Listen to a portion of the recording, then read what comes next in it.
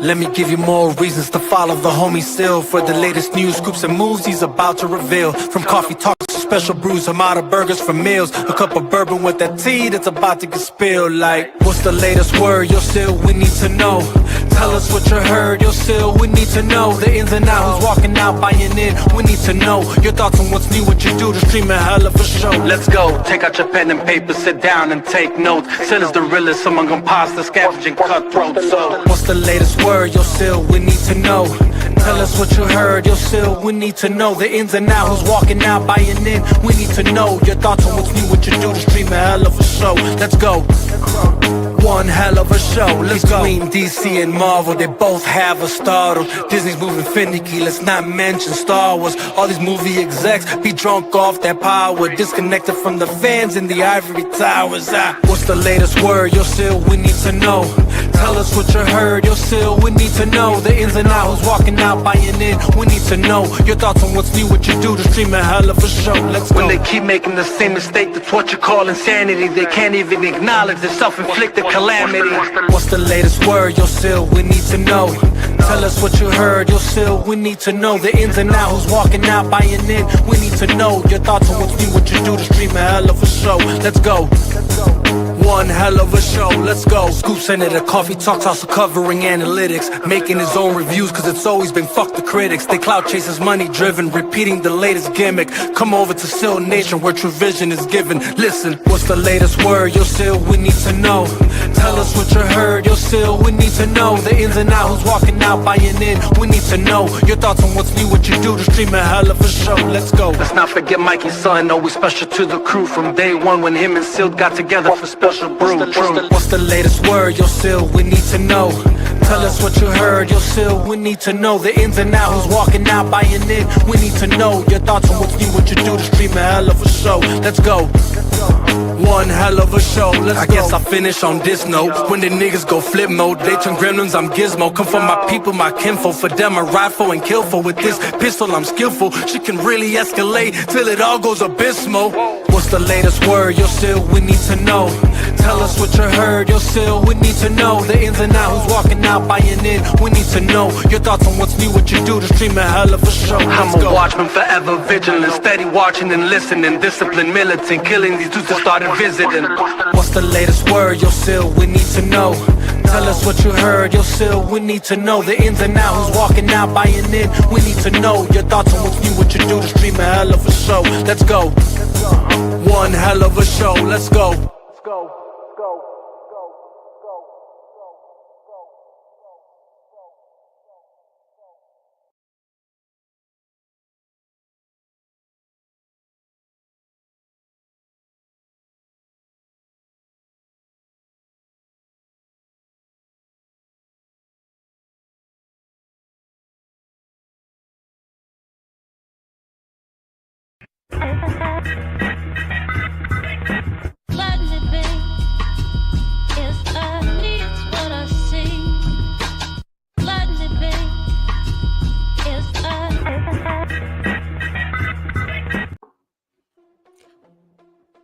What's good? What's good? We're here for State of the Fandom. We're like in a 2.0 phase right now. Like, I'm mostly gonna be streaming on the weekends, so we gotta take care of obviously the main podcast channel, some members content. Much love to Sil Nation. This is State of the Fandom. What's State of the Fandom about? It's any Zack Snyder updates, any notable DC news, and anytime Warner Bros. Messes up. So I want to make very clear the angle of the content I'm covering and what I'm doing going forward. Plus we talk about the business behind, films and box office. So I just got to address a few things today. I'm just saying. So just expect me here mostly live on the weekends. We'll have some videos during the week to hit y'all with as well. But we got the schedule figured out for the rest of this year, at least. We'll see how it goes. Much love to Sil Nation. Much love to those in the chat, the members. What we got? Let's see. Let's back up here. We got several things to talk about today. Now, y'all know what State of the Fandom. I never give you the menu. Maybe I gotta start putting the menu up for Staying in the Fandom, because we got a lot to talk about today, man. We never know how long this show gonna take. I'm gonna be quite honest with you. But one thing I want to say, especially you OGs, I know your OGs taking care of this, but make sure y'all smashing that like. I was a little disappointed with last Stay in the Fandom. The likes was a little finicky. People was like, I don't know, like what, sylabdul, you covering James Gunn's Superman? Are you still a Snyder fan? Get the fuck out of here. If you've been here since day one, you know how I rock. Again, this is the 2.0 phase. We covering Zack. When it's State of the Fandom, when you see that logo, State of the Fandom, you know it's Zack Snyder updates. And then whatever's going on with DC, we'll talk about it. But if you ain't rocking with James Gunn's Superman, relax. You're on the right channel. Now, those that want to go a deeper dive into DCU and Gunn is doing, I got the Superman channel. Real simple out here. And I got a very interesting interview. We got a State of the Fandom interview. I'm doing a new series today as well. I'm going to air an interview with a certain person. It will be at the back end of the show. Because I want people to understand the conversation has evolved with the Snyder. The Snyder fandom has evolved. And I know I'm representing a certain segment where we are Snyder fans and we're still DC fans. We're still curious what DC's doing. That doesn't represent everyone, and I understand that. I understand some longtime viewers, y'all like, hey, I'll F whatever Gunn's doing. That's cool. We're still going to give you those Zack Snyder updates here, and when Warner Brothers flubs up, the deeper dives are for other channels, and that's how we're going to rock, right? So nothing's changed on my end, and it's going to be a great interview later. It's with a Millennial Mike. You OGs will probably know in the chat who Millennial Mike is. I'm going to air his interview. Again, it's the back half of this show. I'm going to put it up here. It's a pre-recorded interview. And it's going to be more interview series coming up with Snyder fans, different types of opinions. But as far as my platform, I want to make very clear how I'm covering everything. And, you get in where you fit in. You got those other channels that's going to just be, boycotting Warner Bros. Do whatever you want to do. I'm watching everything. I never hid that at all. Now, if it's trash, then that's even better content. But if it's actually decent, I'm not stuck in this agenda thing where this, cognitive dissonance where everything has to fit my worldview. I don't rock like that, right? So we'll talk more about that, but we got several things to talk about today. Superman Day, Zack and Deborah Snyder, bigged up Superman Day. Some haters was going for Zack Snyder as well, too. We're going to talk about that. Latest in the box office.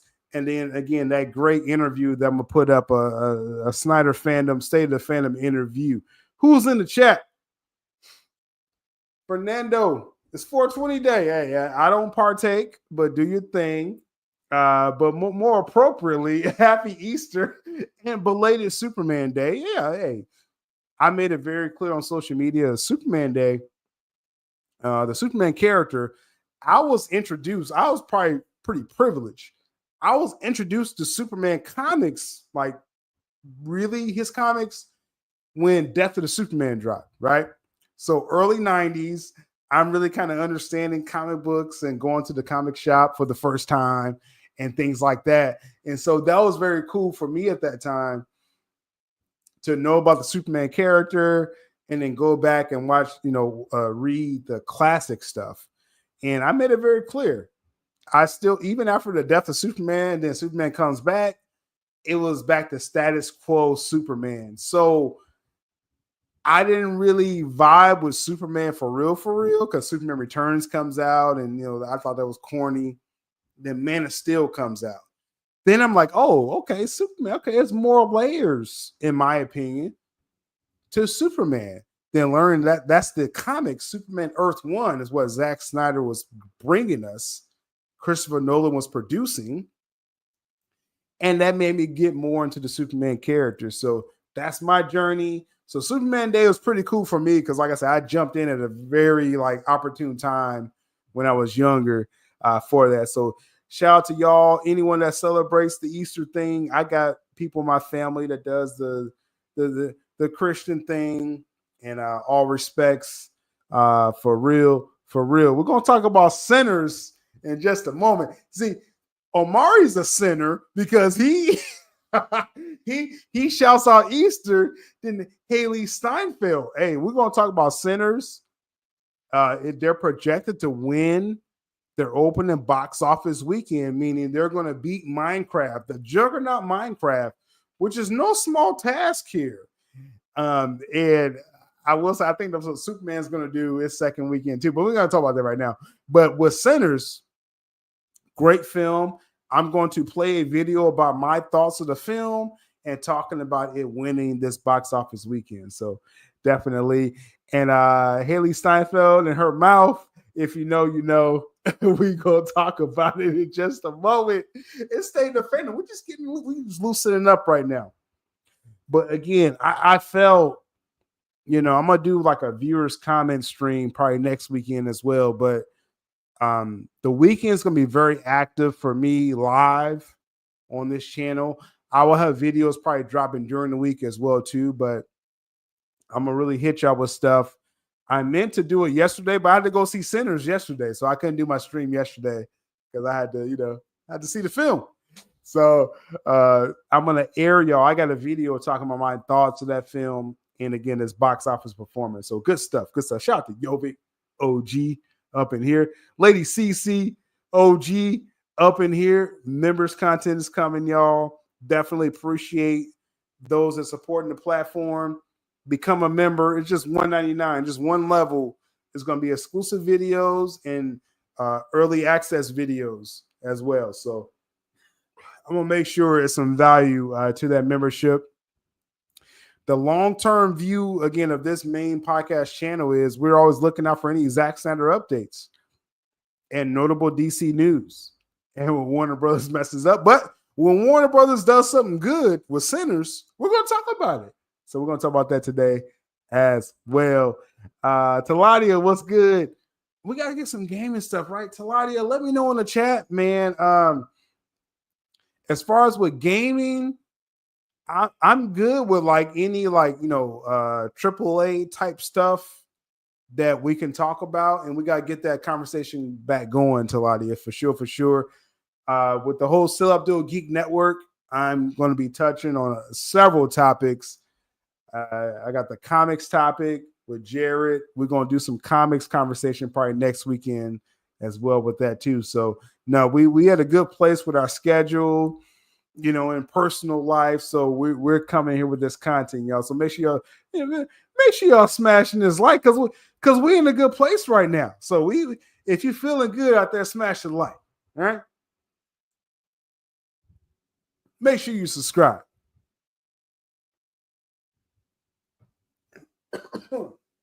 Throw a comment out there as well too. You know what I'm saying? This is a good. I'm feeling good this weekend, man. I went to see that Sinful film, and it was some great. Man. It's rare I'm in a theater and I feel something unique. All right, just in the few decades I've been on this earth. I'm trying to think of and I know people will be, oh, you're so biased, but no, there was only a few times I was in a theater and I felt something different. And Zack Snyder's Man of Steel was one of those things. 2013, I was in the afternoon screening and the Krypton sequence opens. And I'm like, man, what is this? Right? I felt that, right? In Man of Steel. That's not too common. And I gotta say, when I was in the theater yesterday watching Sinners, I had that moment. I was like, this is something different. I've never experienced like the what you're triggering in my emotions right now. Like that's what Sinners did, and it's so much to that film. But we're going to talk about that in just a moment. I have a video. I talked about it earlier today on Coffee Talk. And we'll catch up to that right now. So let's get with the chat real quick. Let's get we're just breathing right now. We're just coming into this right now. We're on X, Twitter. We're on the podcast channel on YouTube as well too. Amar says, all I'm hearing towards the Snyder fandom is that now all of a sudden we need unity. Huh? Yo, elaborate, Amari. I would love to touch on what you're talking about. Who's talking about we need unity in the Snyder fan? What? I'm gonna talk about the Snyder fandom. I'm gonna be honest. And my goodness, I have this interview I'm gonna play after I go through my stories with Mike, Millennial Mike. If you know, you know. We touch on that. The DC fandom is fractious, but the Snyder fandom is fractious as well. I'm gonna make very clear where I stand in all this right now, on this show, on this stream today. And it's not a knock, like I said. I mean, people gonna take it how they're gonna take it. I've been in this game long enough. People gonna take it how they're gonna take it. But just know, I just gotta mark my ground as far as where I stand in the fandom. And the interview I'm gonna play for y'all later is really cool. How, because I kind of can slate myself. There's the OGs, there's the ones that was like, oh, we can like clout off of this, and then there's like where I came in the fandom. So I understand where I'm at in the timeline of Snyder fandom, and I happily rest my feet where I'm at. We tried to ride that last ride of the Snyderverse with Mike DeLuca, Pam Abdy, $7 Productions, The Rock, Henry Cavill, and we got blindsided, right? Black Adam did not succeed. So my avenue where how the Snyder restored the Snyderverse, it was denied, right? So you pick up the pieces and you say, okay, where do I stand in this? I'm still a Snyder fan, and we're going to celebrate Snyder's work. And I still believe he's going to do DC again. And at the same time, I'm a lifelong DC fan, so we're going to talk about notable DC stuff. So, I'm very, very comfortable where I sit in this space of content creation. We've kind of remixed our viewers and our viewership probably 3 times at this point. I don't know if people realize this, how we kind of remade the viewer base of this channel 2 or 3 times. And those that were along for the ride after every revamp, y'all are here now. And we're looking forward to the future where, again, I believe we're going to celebrate anything Zack Snyder does. And I believe he'll do DC again. What version of that and what does that mean for you? We're going to find out together. Unless I hear about something ahead of time. So smash that like, subscribe if you're not. Yo, hey, we're feeling pretty good here. We're in a very retrospective moment. This is the 2.0 energy that we got going on here. I'm gonna catch up with the chat because I would love to hear what Amari's talking about with this unity. I got a lot to talk about. Unity with the Snyder fandom. Woo! Let's see here. Scottish Geek Guy. Hey, Scottish Geek Guy, you're on the right channel. I just want to let you know right now, Geek Guy, you're on the right channel because I'm always going to celebrate what Zack Snyder does on this channel. Rebel Moon, I'm probably the only platform. You got platforms out there, they're talking about Netflix, they're talking about third party, they're talking about all this stuff. I'm probably the only platform that made it clear every Rebel Moon drop that Zack Snyder ate, he did the viewership. He did what he needed to do. I'm going to always celebrate Zack Snyder because this channel would not be what it was without Zack Snyder. So whatever Zack Snyder drops, I don't care what platform he is on, theatrical like the UFC film, streaming like Rebel Moon and Army of the Dead, we are going to celebrate Zack Snyder's success. And we're looking forward to what he's going to do in the future with the UFC film, the Rebel Moon sequels, the LAPD film, the 300 prequel with Warner Brothers. Zack Snyder is good. And I believe he's going to do DC again as well, too. And we're following Turkey Al-Sheikh over there as well, too. And as well, Scottish Geek Guy. I'm a lifelong DC fan. So I am curious as to what this DCU will be. I thought the teaser trailer was hot. Last December, I covered it of James Gunn's Superman. And then the marketing got wonky. It got a little weird. I keep, again, hey, until somebody's out here paying me, I'm not going to shield. I'm not going to shield if they not go. So I'm going to let y'all know the real, right? But I'm not going to be this whole thing where, oh, let's boycott DC. I'm not going to do that. I made this clear the last couple of weeks. And maybe y'all don't realize this. In 2022, when I was riding my story of Ben Affleck coming back, Henry coming back, there were some of the Snyder fandom that was boycotting Matt Reeves' Batman and other stuff. And I was like, no, I'm not going to boycott Matt Reeves' Batman. You have your right to do that. And I actually gave that crew a lot of respect. I was like, hey, do your thing.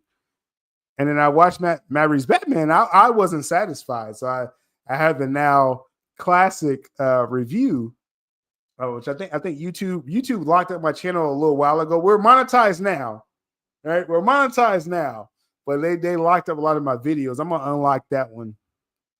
My Matt Reeves' Batman initial review. I wasn't happy, and after watching Penguin, I understood the crime saga world, and I actually appreciated Matt Reeves' Batman just a little bit more after watching the Penguin series. But even though I wasn't a part of the boycott crew then, though somehow they all watched the film. I mean, if you boycott someone let me know if you're going to boycott something, doesn't that mean you're not going to watch it? I don't know, man. There's different rules out there. I don't know. But anyway, and I'm only saying that because they tried to boycott Black Adam, which I was like, yo, y'all got to watch this. But, I digress on that one. I watched Matt Reeves' Batman, and I wasn't happy with it. But those that want to boycott, do your thing. Do your thing. I don't share the same sentiment. I don't think a boycott is necessary. Zack Snyder and Henry Cavill are still working with Warner Brothers, so I don't, you do your thing, right?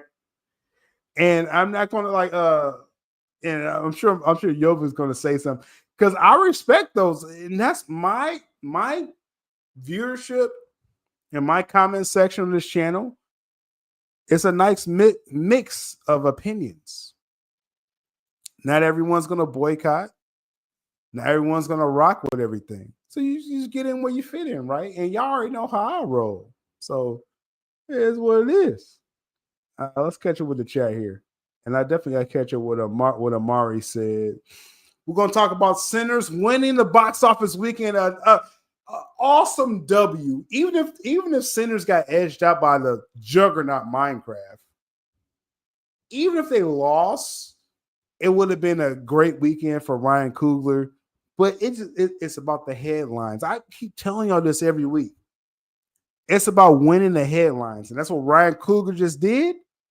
Now he's about to do the X-Files film and Black Panther 3. Coogler is going to start getting blank checks out here after Sinners, 90 million production, 60 million globally opening weekend, great word of mouth, A cinema score, so it's going to carry over well. It's going to make a profit. This film's going to make an original IP. And I mean, we're throwing it. I don't try to lean into this too much, but yeah, throw in there. He's a Black American director. We'll just throw it in there as like another cog in this, that he's going to make a profit. So he's going to be able to do whatever original stories he wants to do in the foreseeable future. He's the next Nolan. Ryan Coogler, yes, my journalist friend, he is a shield. So he is a James Gunn shield. Affectionately, shout out to you. I'm not gonna say your name. I may have him on the channel one day though. But I have journalist friends, and they saw the press screening of Sinners, and they said, "Holy crap! Like Coogler is in Nolan level right now. Coogler has probably the best. If you worry about Rotten Tomatoes score, he has probably the best average in Rotten Tomatoes history. Probably him and James Gunn, because they get great scores every time. And Coogler does quality, and now he's doing original. Oh man, original franchise. Do you know how much money this could become for Ryan Coogler? So we're gonna talk more about Sinners. This is, like I said, he's the next Nolan. That's what my journalist friend told me. He texted me as soon as he saw Sinners. He said, no, Coogler, he's the next Nolan. Coogler's gonna do like a Inception type film next, or Memento type stuff. That's where he's at right now. Man, we're gonna talk more about that, man. If you know, you know. Sinners the best movie of the year. Let's see. This year, what did I see this year? Let me see. Is Sinners the best movie I've seen so far?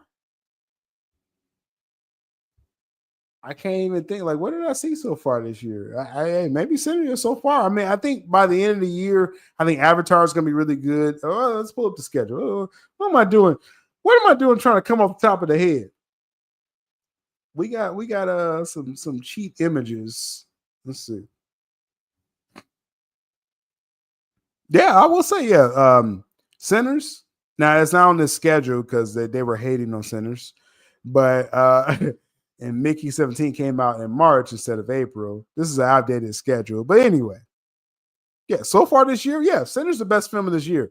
What could Pat? And I'm talking about quality film, not just better box office. We're not worried about that. I'm talking about the best, just minute for minute film you watch for this year, right? That's what we're talking about right now. And I'm saying Sinners may hold off everything, man, prior to Avatar. Hey, I'm not capping when I say this. Sinners is that good. It makes you think. And a lot of films don't make you think. You just kind of walk in there, eat your popcorn, do your thing. But coming up this year, with Thunderbolts, popcorn, Mission Impossible. Hey, after the last one, I'm not expecting a lot from MI8. F1, okay. It'll be okay, but Brad Pitt ain't been killing the box office like people think, or just doing quality films like people think. I'm just saying. Jurassic World, Superman, Fantastic Four, great action summer flicks, but is it that great? Is it that great of a story? Hey, Sinners may be the best film of the year, and pound for pound until Avatar comes out. That's how good that film was. And I'm gonna air my thoughts on that in just a moment. Let's see. Let's catch up with the chat because we're gonna get to the Sinners conversation. Let's see. Taladia says we got some ideas as far as gaming. Taladia, Star Wars, yeah. Taladia, let's plan for something next weekend. Hit me up in the DMs, bro. Taladia, you already know. we're gonna chat more about that, and we'll get some gaming conversations going for sure. Let's see. Okay, Amari saying by unity, I mean Snyder fans are told they should get on board with this new Superman. No.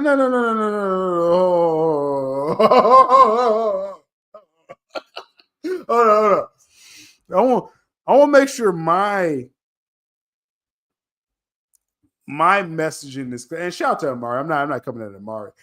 I'm saying when I talk about Snyder fandom unity, I understand if Snyder fans are saying we're not rocking with this new Superman, and we remember the Man of Steel wars and BVS wars. So, and that's why this is what I said when Reeves' Batman came out a few years ago. I said, I understand if y'all want to boycott this. I understand.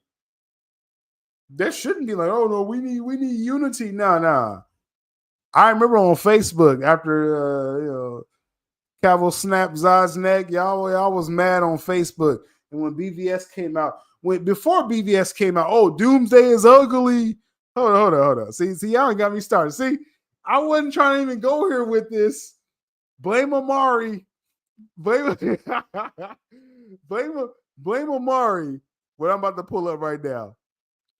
Let's see. Let me pull up.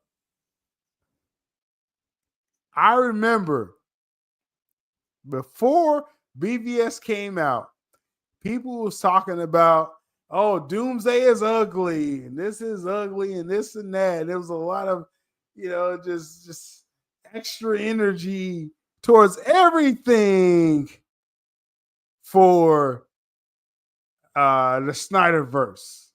We ain't forget that now. Like, see, that's what people don't understand with me. I don't forget too easily here now. Come on now. So now all of a sudden you want some kumbaya. I'm saying, yes, I'm going to check out anything DC, but I'm not going to knock anyone that's saying F Warner Brothers, F what they're doing, this and that. I remember when y'all was coming at Doomsday's head, and then you got this kaiju. I'm just saying, like, we got to keep this same energy 360. That's all I'm saying. That's all I require of my viewership. Keep that same energy and realize the energy that's out there for Zack Snyder projects, and know that, what we're bringing when social media is coming at anyone that's a fan of anything Zack Snyder, then you got to catch some strays too. Come up with this little ugly kaiju. So don't come at Doomsday when he wasn't even in his final form. That was a joke, right? Oh, Doomsday wasn't the final form. Exactly. It was Zack Snyder's version of Doomsday. But it was no apologies on social media and in the geek community with that. You come up with this ugly kaiju. So no, same energy. I'm not stopping. I'm not encouraging anyone going in on anything with the Superman film. But I'm gonna be honest. If you're on my Superman channel, I'm gonna tell you what I like about it. I have no problem. But see, and the thing with me, I got 8 siblings, right? So I can coexist with different opinions. Maybe some of y'all out there can't. It's all good. But all I know right now, though, that we just getting started. This is just the start of the show. We didn't even get started yet. But I need y'all to smash a like, because I was a little disappointed last day of the fandom. I didn't get enough likes on that. I felt some kind of way. And then I streamed over the audio conversation from Twitter, right? And the streets wasn't smashing likes. I'm like, hey, if the streets don't want if the streets don't want State of the Fandom, and y'all don't want some Snyder conversations from Twitter, I'm gonna give it to the members straight up. I mean, the public, if y'all just want to hear me talk about James Gunn Superman when I'm live, then that's just all we're gonna do. It's up to the viewership. That's all I'm saying. I go off the numbers. And I don't get too caught up in it right now. Like, hey, my life is good right now. I'm just gonna let y'all know right now. Because I've been seeing these little weird comments out there that I don't think y'all understand. Like, hey, I'm in a great place right now, and we come here for the love of this content, and I'm only gonna give the content to those that's vibing with it. I'm gonna make sure they get it. If the public ain't rocking with it today, we'll take it somewhere else. So if you over here on this channel and you're like, oh, I want to hear the latest in Zack Snyder updates and notable DC news, and if Warner Bros. Messes up, then you better been smash that like button. Where are we at with these likes? Hold on, let me check these likes. Hold on. Before because I ain't even started the show yet. We less than 20 likes. So hey, all I'm saying,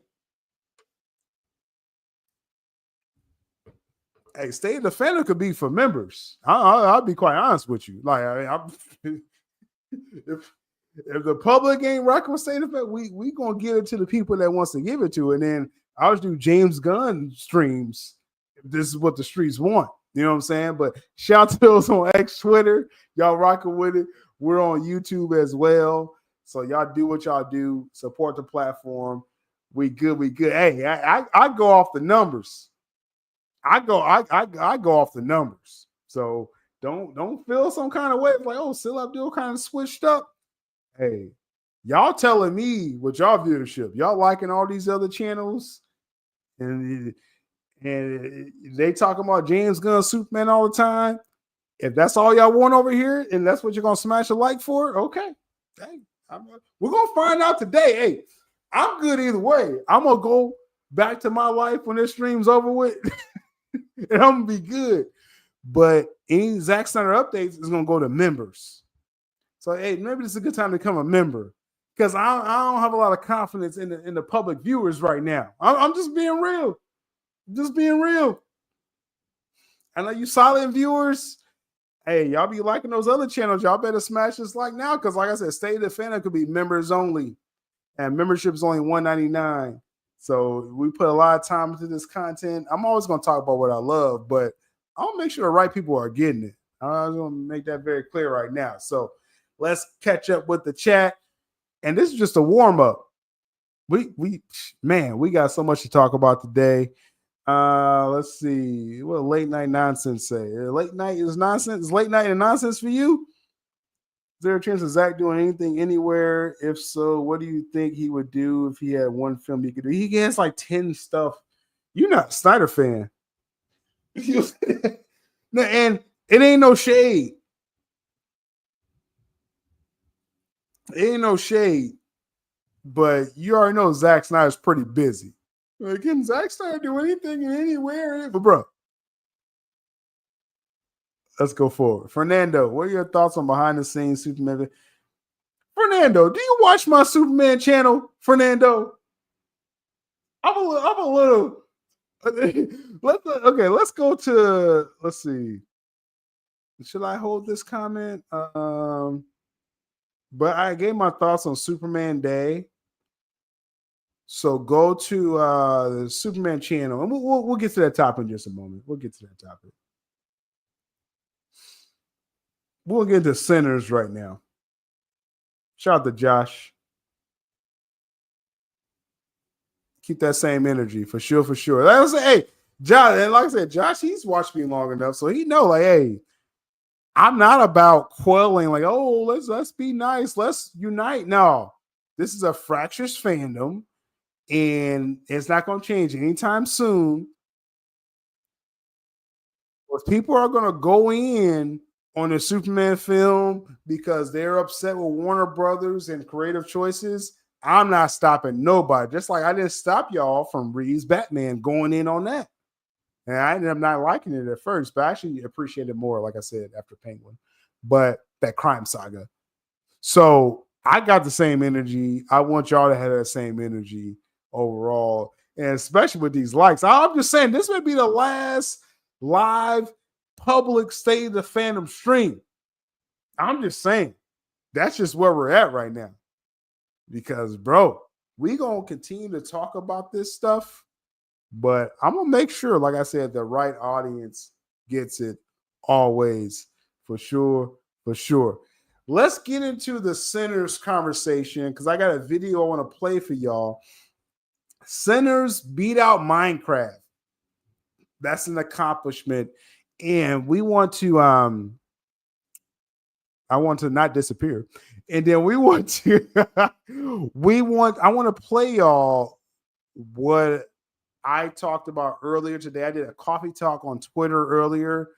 If you missed any of my coffee talks, become a patron. Links in the description. All levels get all episodes of Coffee Talk going forward. So join the Patreon. I think as little as $1.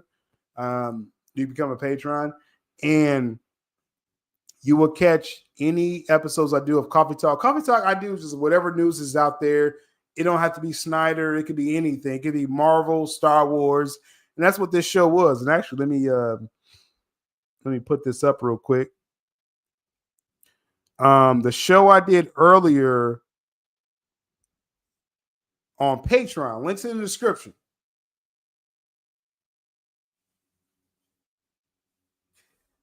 Sinners beats Minecraft end up being a headline from that stream.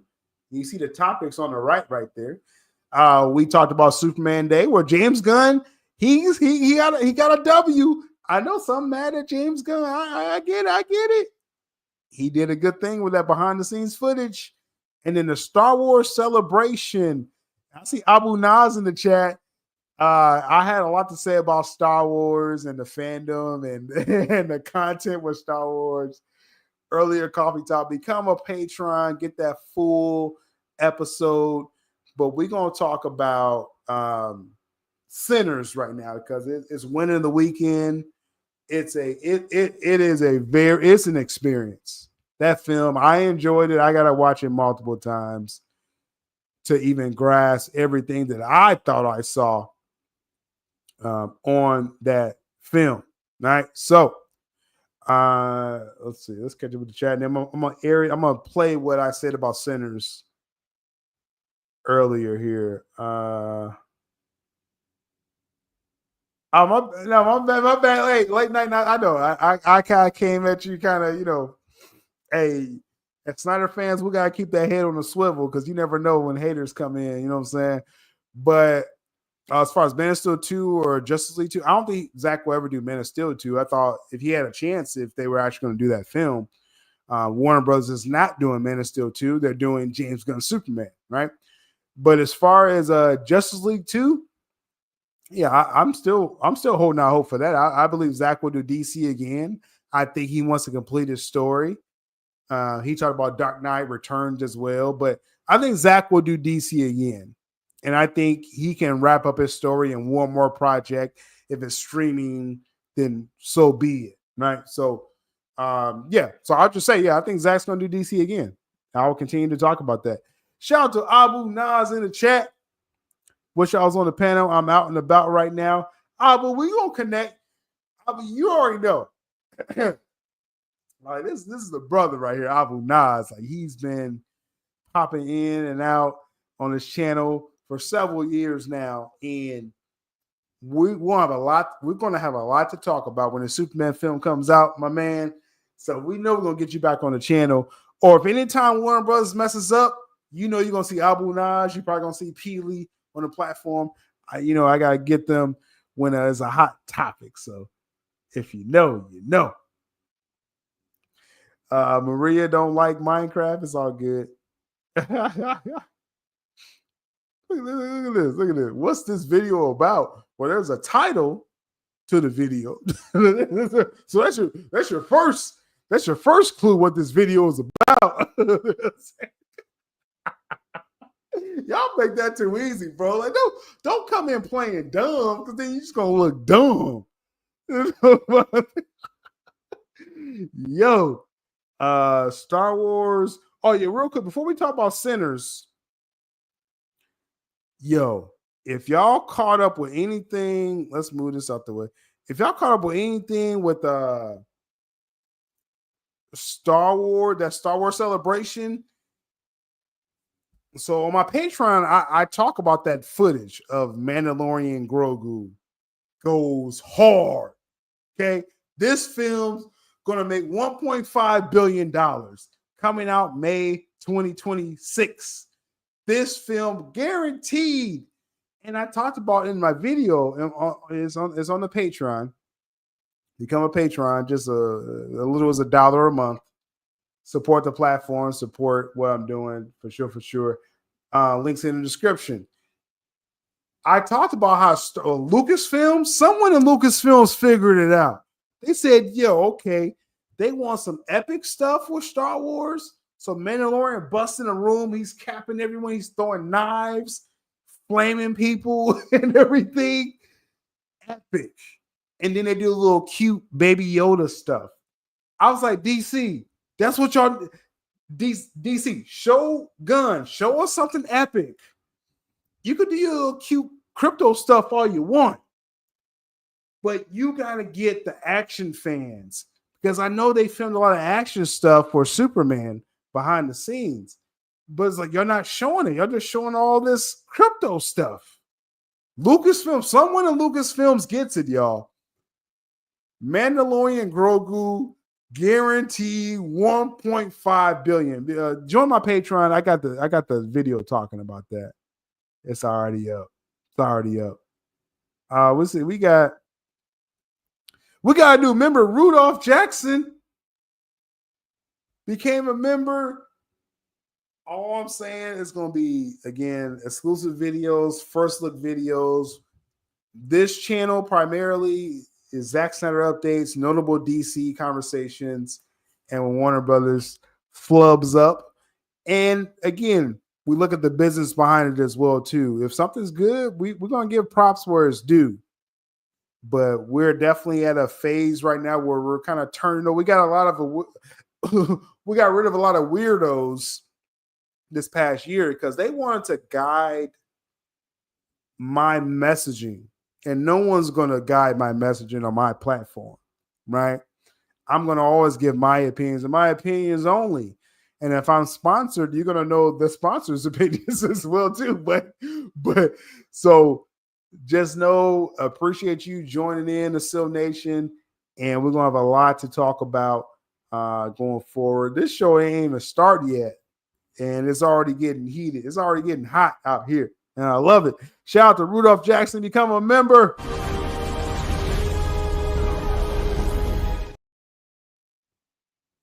Good stuff.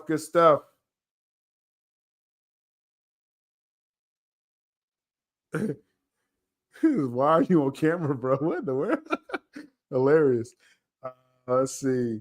So, hey, if James gonna sponsor me, I'm gonna say it in the video. Sponsored by James Gunn.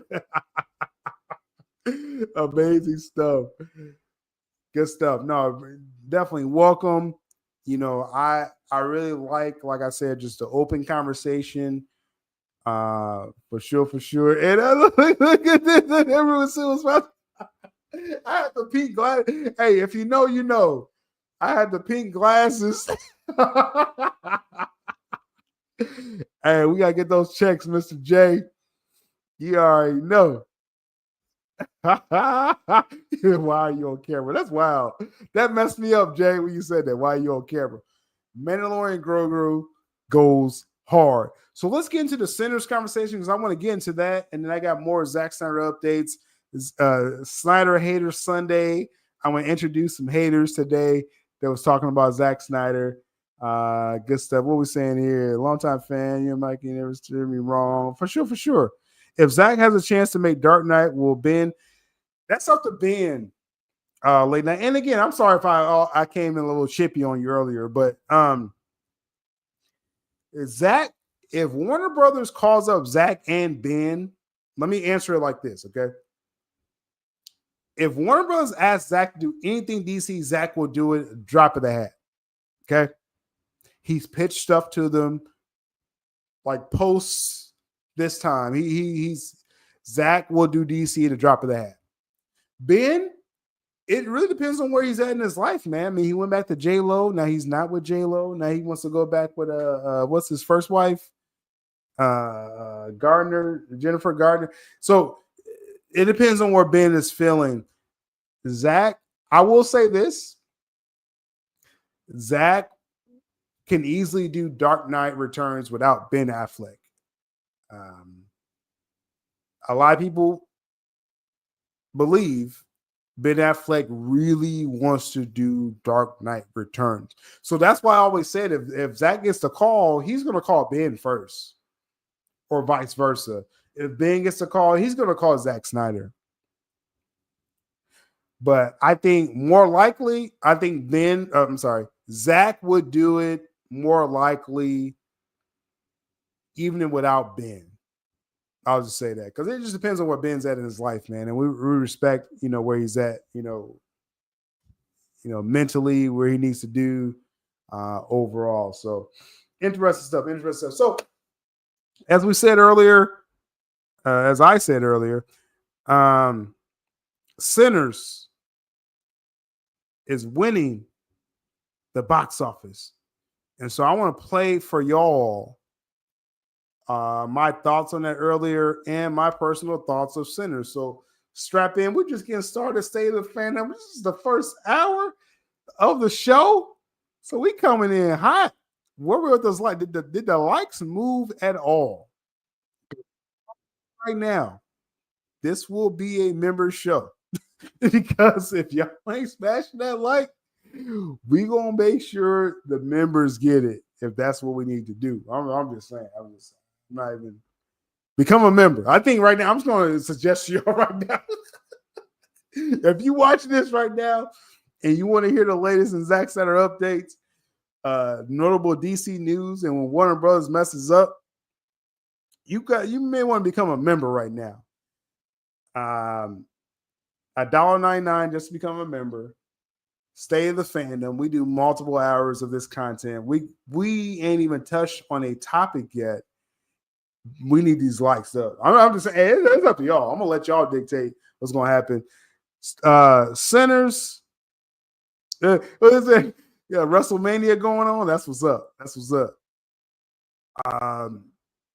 Again, it's beating Minecraft. Like I said, well deserved. We don't need too many seals on the string, so I'm gonna pull this up here. We're gonna let this roll. This is probably like a 20-minute video, I believe. Buckle in, stay in the fandom. We got more updates coming up. The Zack Snyder haters, Superman Day. Zach and Debbie are loving Superman Day, and we got an exclusive interview, Stay in the Fandom interview with an OG Snyder fan.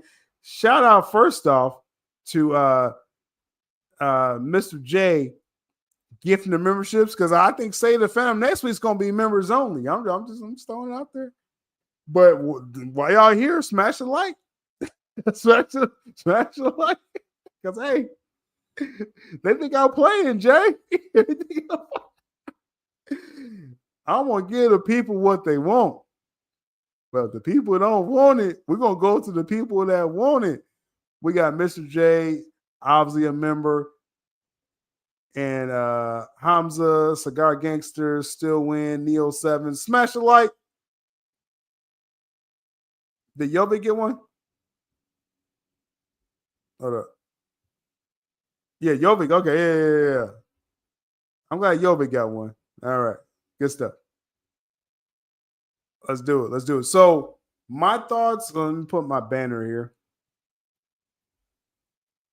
Sinners. My thoughts on Sinners, let it roll. Film.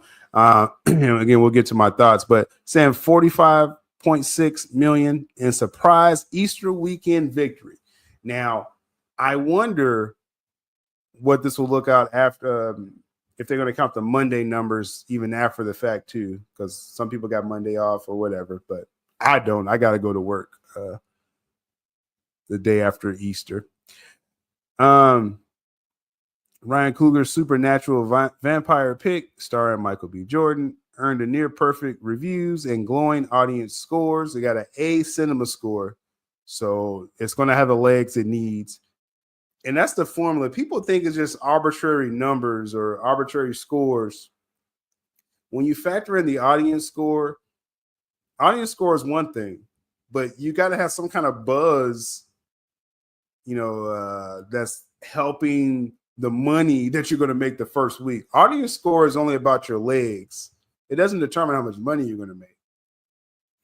If you are a front-loaded film like Minecraft, what they get, like 130 opening week. We're talking about domestic numbers.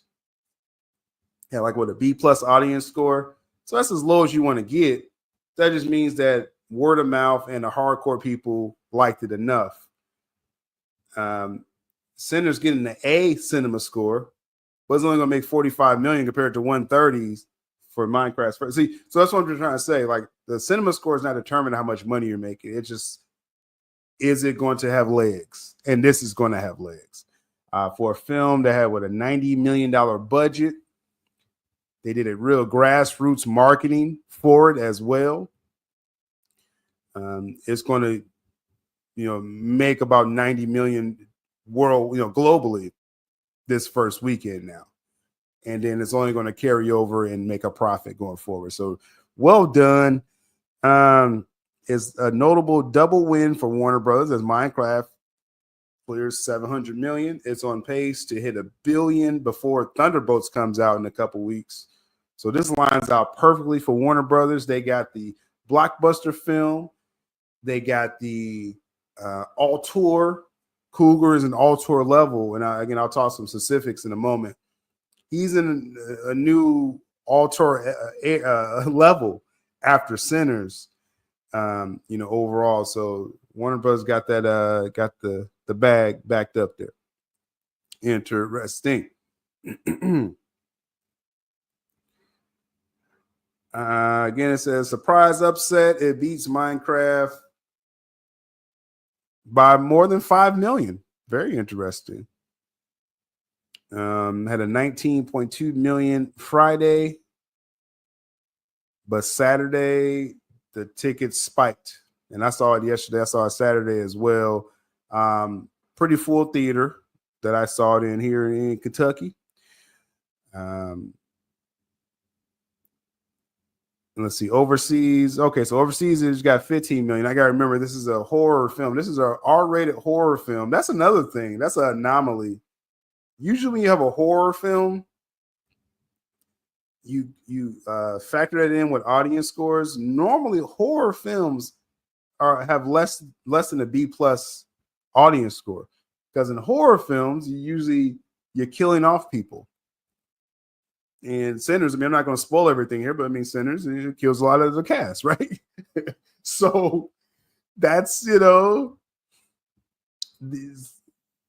be certain people in the audience saying like, oh, I wish you wouldn't have killed off that person, or I didn't like how, the third act gets kind of weird in these horror films. And I think it does here with Sinners too. But Coogler makes it so unique that he has this other story going on. It's kind of crazy. On an artistic level for this film. So anyway, R-rated film, 90 million budget. It's going to make over 60 million globally. But with box office, it starts with the United States. That's the number one theater gate in the world. So with it having an A score, 45 million, let's say it makes 20 next weekend. And whatever it makes during the week, it's going to easily clear its budget, is the point that we're trying to make. And Minecraft, over 700 million globally. Great hold for Minecraft. It's going to, again, be $1 billion. Fans of that crap likes it. So, so that's interesting with that. So yeah, Carlos, you saw Sinners.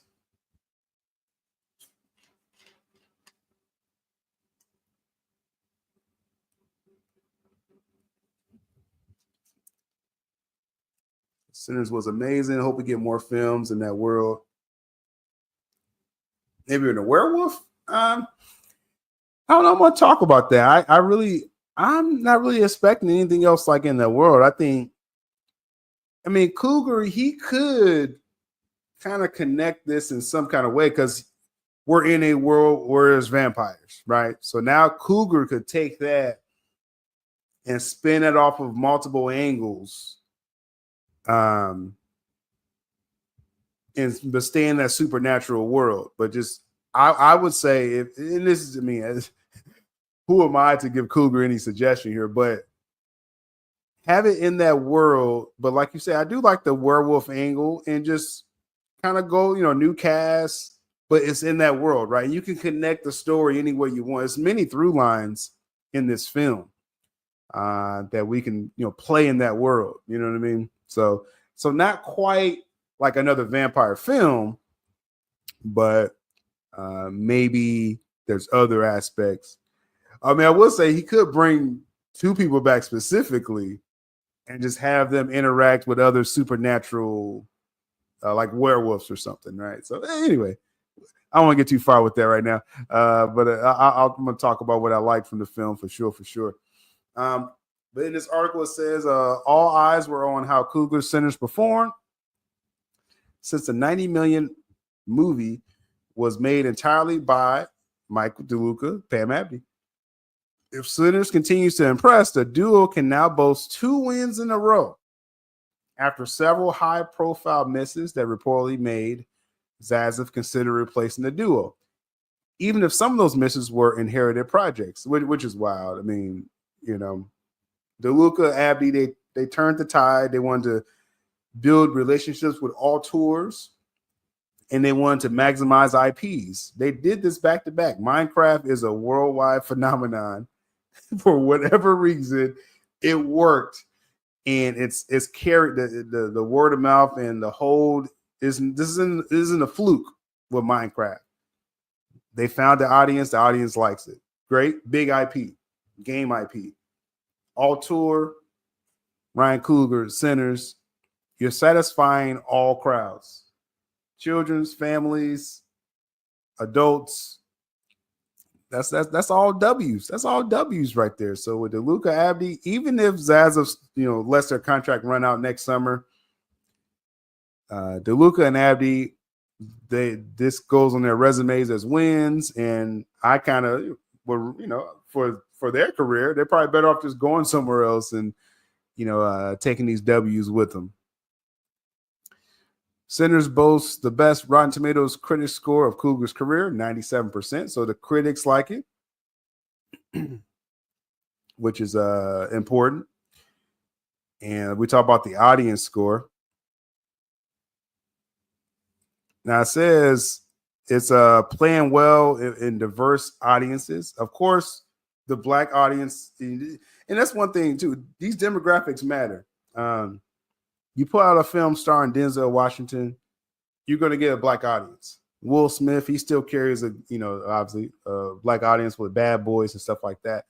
So you're going to have a large percentage of Black audiences, but you want to cross over and, in other, if you want to make money, okay, you need other audiences to show up. So as I mentioned, you got the white audience, 35%, Latinos, 18%. Asians 5%, and Cougar in the film, I believe it was a couple with Asian descent. It was pretty decent roles in the film, multiple. So, that is what it is. He had a diverse cast.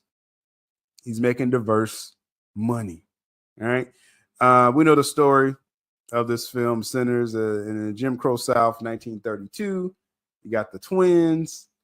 They come down and set up shop, and we realize it's in a supernatural world where you have vampires, right? And chaos ensues. It's a very interesting, good win. And we're going to get into some specifics these last 10 minutes here as I wind this show down. This impromptu coffee talk. They were huge. Yeah, for sure. So let's get into a few specifics about the film. Again, I'm not going to really try to spoil much about just what I liked from the film. Just the general surface of the film is, Coogler, his cinematography, the angles that he's using is a visceral film, but then he leaves a lot to the imagination as well too. Coogler, he don't seem like the type of director that's trying to like really even trick you. You kind of know where the story's going, but then Coogler would cut away and make you second guess what you figured was going to happen anyway. It's just interesting. There's a couple scenes in there where it's like, okay, this is about to happen. Then he cuts away. I'll just say this. I'll say it like this, because the Haley Steinfeld character, it's a moment in the film she's encountering, the antagonist, all right? And you figure, okay, something's about to happen here. It cuts away, and then you see Haley Steinfeld again, and you're like, okay, what I thought happened? You know what I mean? So it's just Coogler makes you kind of play tricks on your own mind in a very subtle ways. Yeah, the actor, what's his name? Miles Canton, who's really what the story is told through his eyes. The film starts off, where you're seeing kind of the aftermath of that night and that character. And then it goes back and tells you the story of what he went through. And it ends up, again, kind of being his story of artistic expression and music and interesting stuff. But let me go briefly through my highlights.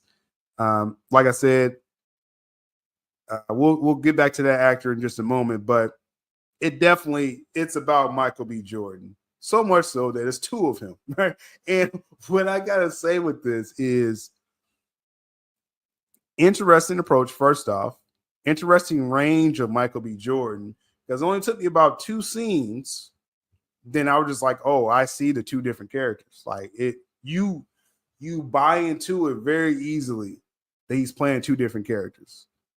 And very subtle too. And the cool thing is that the characteristics of him. This movie could have been a play. That's how I really felt. Just how the acting style that everyone was, especially Michael B. Jordan. The Smoke Stack twins, right? So you got Stack with the red, Smoke with the blue. And they said this in interviews. Stack, the one with the red, is always going to be smiling. And you see his mannerisms, and he's a little more playful. He's a little more trusting of people and stuff like that, looking for the good. And you got Smoke, who doesn't smile much. He's all business. I believe he's the older twin. I think they said that in the film. And again, he's all about business. He's not trying to play around. He's trying to keep things on code, keep things on track. And it just comes after 2 scenes with them. You're like, oh, I get it. Like I see the difference easily, and you're not confused at all in this film. As it goes forward. So great. This is one, definitely. I feel Michael B. Jordan. I think his best performance is still Fruitvale Station. That's still his best performance, but that was a very, very old film. Not very old film.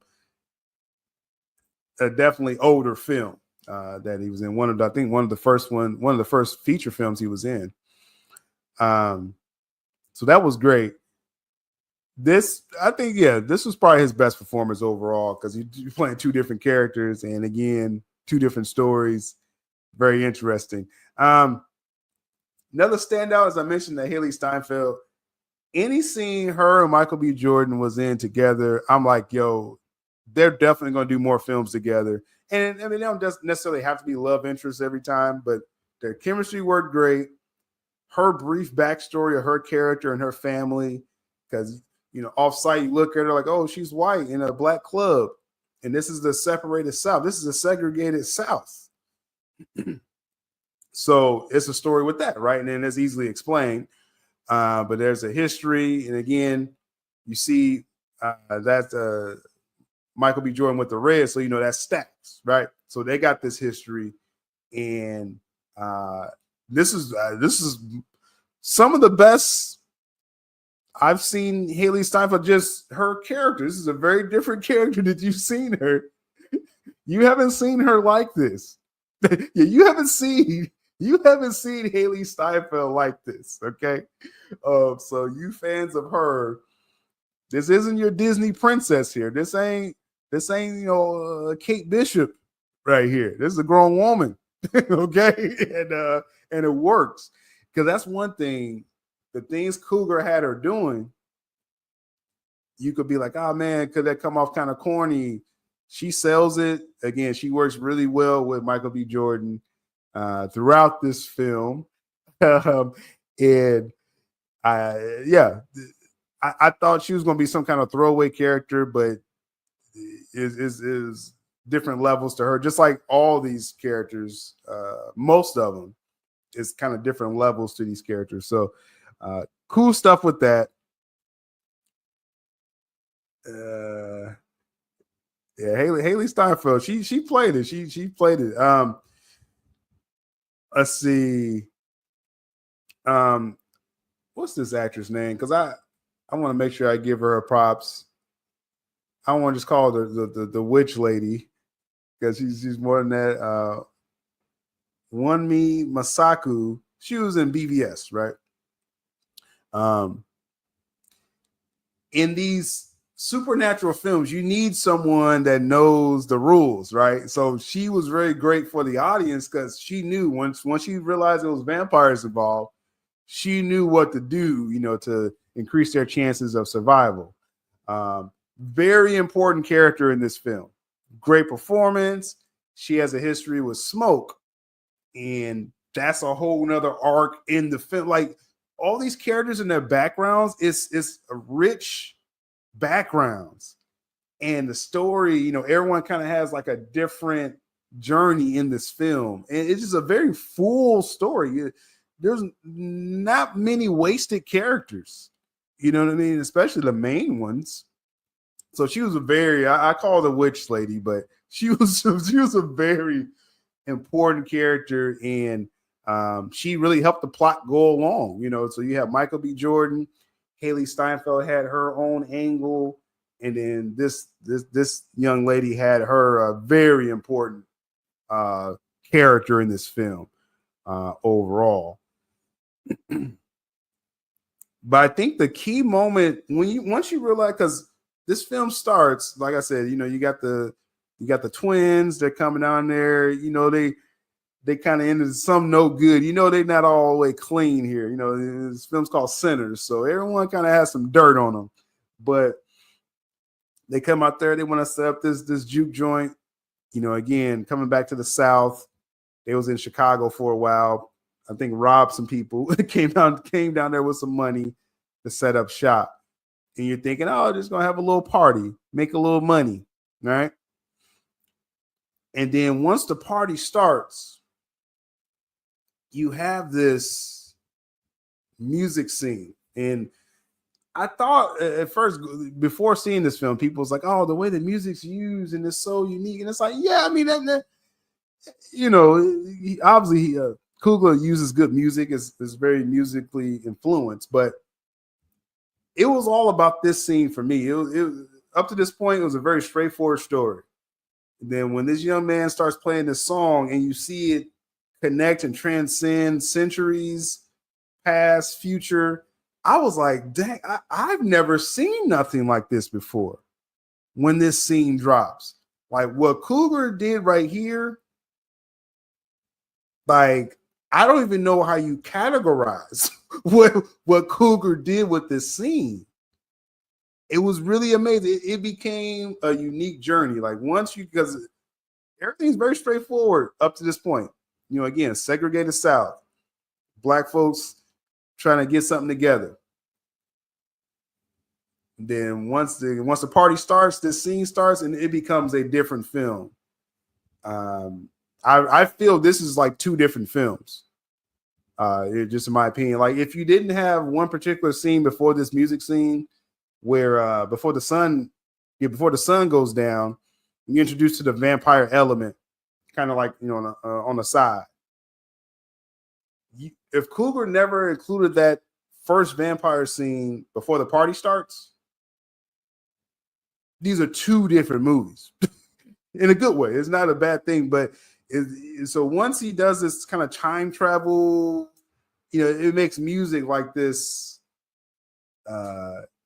is more than just like a simple artistic expression. And there's other messages in this movie too, with the dialogue and when the vampires, when they turn people, and what does that mean really? That's a whole nother conversation that I'll probably have longer conversations about. But as straightforward as possible, this becomes a different movie. So after this music performance, then Coogler heightens up okay, now let's lean into the vampire part of this film. And that's just where this film I feel like there's no more rules after this scene. And again, it keeps feeling like a play. It feels like Coogler can make this into a play. That's just the way this film comes across. The dialogue, the messages, the speeches. Because you get to a point where, vampires, again, people get turned into vampires, people get killed off and things like that. And it's like the vampires are trying to convince the living, it just becomes this philosophical conversation. I'm like, I've never seen, who thinks of this? And that's what Coogler did. And I ain't gonna get into too many more spoilers with this film, but it just, because like I said, that's where things really set off. You could tell everyone scene for scene what happens up to that music part, and I don't think you spoil anything. After that is all spoilers, but a very unique experience this film is. And again, I got to see it multiple times. I got to see it again just to make sure I have my thoughts, in line with what, he's trying to get across in this film. Now we was talking about, Carlos was in the chat, was talking about this being like a franchise. Because the post-credit scenes is interesting. I mean, the mid-credit scenes is a little more important to the story, but the post-credit scene, the final scene, I think is just highlighting the musical element of this film. This musical element is like a character in this film, right? So I got to kind of watch it again to kind of understand even what I'm saying with that overall. So very interesting. But just final words with this. All I get was with the franchise thing. So the mid credits is just showing that, again, just this is the type of world. These are the rules in this world.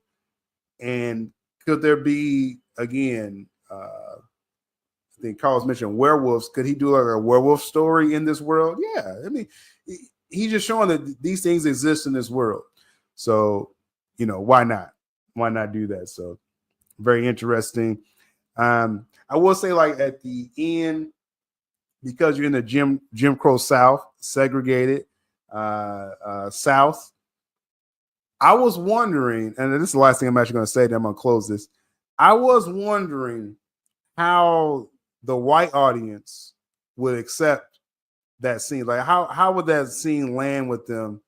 If you've seen the film and you see this picture, then you know what I'm talking about.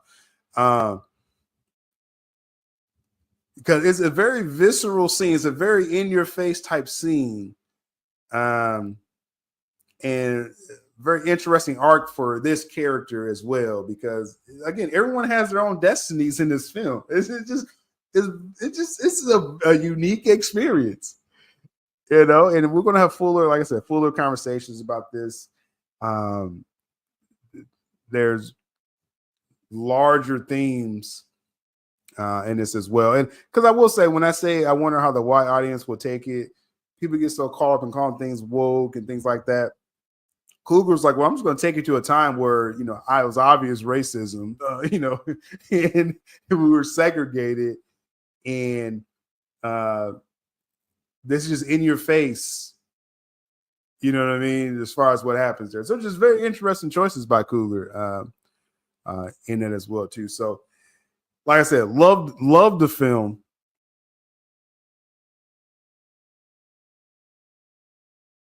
All right. We back in here. We back in here. So appreciate y'all checking out my thoughts of Sinners, the messaging in the film. I already talked to a couple people earlier today. We're going to do a more deeper dive in the Sinners film and the messages we got from it. And again, just I'm really big on the artistic expression and, what is Coogler trying to get across. This was one of the most unique films I've seen. I didn't prepare this before I said this. This is one of the most unique films I've seen. Man, it's been a minute. I mean, it's only 2 or 3 times I could say that in my lifetime I've seen a unique film. This is one of them. I talked about it in the video when you watch that. When you get to that musical part, when you're in the party, you're already like 45 minutes into the film, an hour into the film, and you have this moment where they play this blues music, and really the main character isn't Michael B. Jordan, it's another character, but they play this music and it like sends out a signal to the past and the future. And I'm just like, and I was pretty clear head. Like I wasn't under the influence or nothing when I was watching this. So I was pretty cleared head. And I was like, man, I've never experienced this before in the theater. What Coogler just did in the middle of this film. And then it becomes another film. Like it was crazy. It was crazy. It's definitely for adults. This ain't for kids. This film is not for kids at all. You probably won't get it overall. But it's some grand, like, and again, you watch the Coogler interviews, he'll talk about how it ties into his ancestors and people in his family, and it's like a send off and call off for certain ones, and then it's a call off to the future as well. This is rarefied air. What Coogler just did with this film, I always thought up to this point Fruitvale Station was his best film because it was his most personal film with Michael B. Jordan, coincidentally. This is Coogler's best film. People, they think Black Panther made $1 billion. That was the Marvel machine. Let's be real about that. Okay. Black Panther. This is Coogler's best film, Sinners. And he introduced an original world where there's vampires. So he can do whatever he wants in this world now. That's what's crazy about it. And he has like a whole range of time that he could use in this world now. So very unique what Coogler just did. And that's why I said my journalist friend said Coogler is the next Nolan, because now Coogler's going to start getting blank checks with this film. He's going to make 3-4 times over profit for Warner Brothers for this film. Coogler got paid up front. So just to let y'all know that Coogler got paid up front. So this is all play money. He probably has a back end deal as well, but so he's making a lot of people money with this film, and they're going to give him a blank check going forward. That's what's going to happen. Let's catch up with the chat. We got some Zack Snyder updates to give y'all as well. I just wanted to play that Sinners because it opened up this weekend. We're in the midst of Sinners winning the weekend. So I wanted to play that for y'all. Let's see.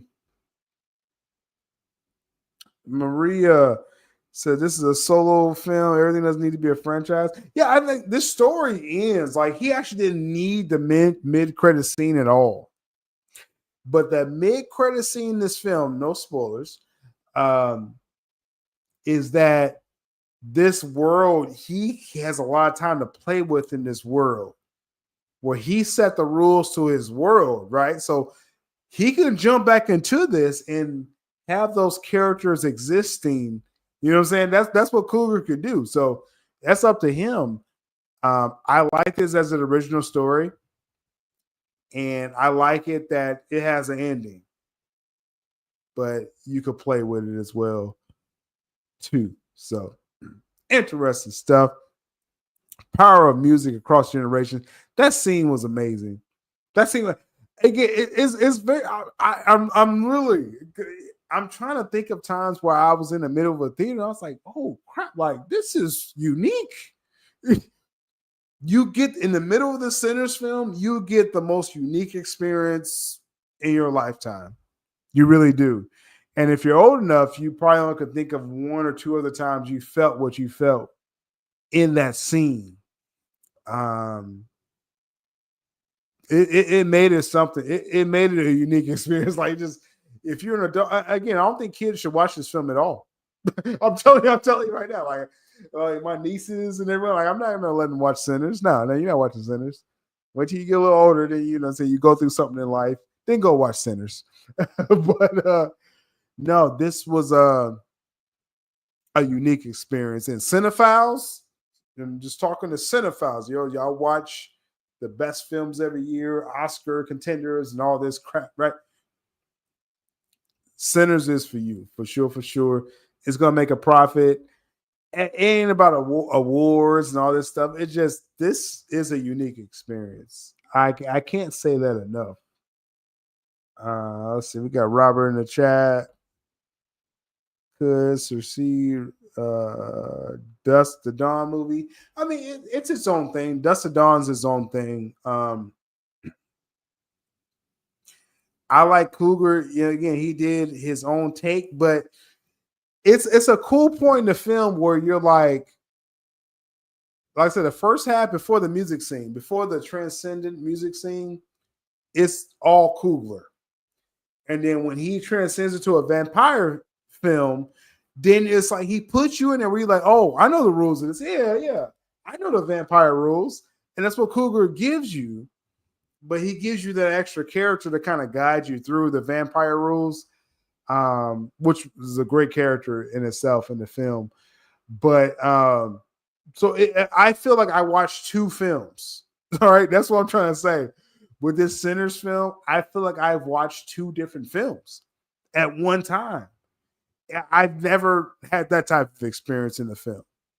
This is a very unique experience. For me personally, that's just my personal experience when I was in the theater. It's a dramatic horror movie, deeply steep. I'm sorry, you're talking to Fernando. I don't want to. No, I appreciate both of y'all comments on that. He thanked Nolan in the credits. No, I'm telling you, and shout out to Neo Sevens. When my journalist friend watched this past week, they saw the Sinners. They was at the premiere, and they text me, and it was like, "Coogler is the next Nolan." it was like, this dude is a rarefied air. When you get that point as an artist where you're like, I'm bringing my life experience, and I can talk to not just my background, I can talk to all people. You are in another level. Black Americans in the chat, if they watch this live or on the replay, you'll get when I say this. Spike Lee is a renowned Black director, and he doesn't always cross over, right? And Spike Lee actually talked about this Cougar film. He actually, he gave his personal comments. Spike Lee, he found his lane. And he was like, no, I'm just going to talk to Black people. And that's fine. And he's made a lot of money doing that. But you can't come in and say, I want to be the next Spike Lee, because no, Spike Lee's already got that covered. You need to talk to everyone. Resonate with your background, but you have to, and when they say crossover, not compromising. But what Cougar did with this film, it don't matter what your background is, you're going to get that messaging. Now, those with his background, you kind of understand some angles, some dialogues. Those soliloquies they do in the third act, that's some of the best scenes in this film. We got the vampires trying to convince the living that you should be vampires. I've never seen nothing like that before. All right? Like, I'm like, this is a play. This is a play just laid out for everyone. And you decide what you feel about that. It's rare a film could do that for you. It really is. It really is. And Cougar did it. And that's why I say he's getting blank checks. going forward. This guy, man, he gets it. He gets it. It's one thing to talk to your core audience when you can cross over, still being true to your art. You you got a forever check with that, Cougar. Okay, you got everyone with this film, man. Amazing stuff. Let's catch up with the chat here because we got more to talk about. We got more to talk about today. I just wanted to get to that Sinners part because it's winning the box office, so we had to touch on that. Because we'll say the fandom, yeah, it's about Zack and DC and Warner Brothers, but we talk about the box office as well too when it's relevant. Amar says it's not about the awards. I can see this is getting nominated. There's a scene, Amari, because you've seen the film, so I can kind of say this to you and those that's like you. It's very early in the film where you got one of the Michael B. Jordan characters. They say they talk to this young girl. They say, "Hey, go get your mother," right?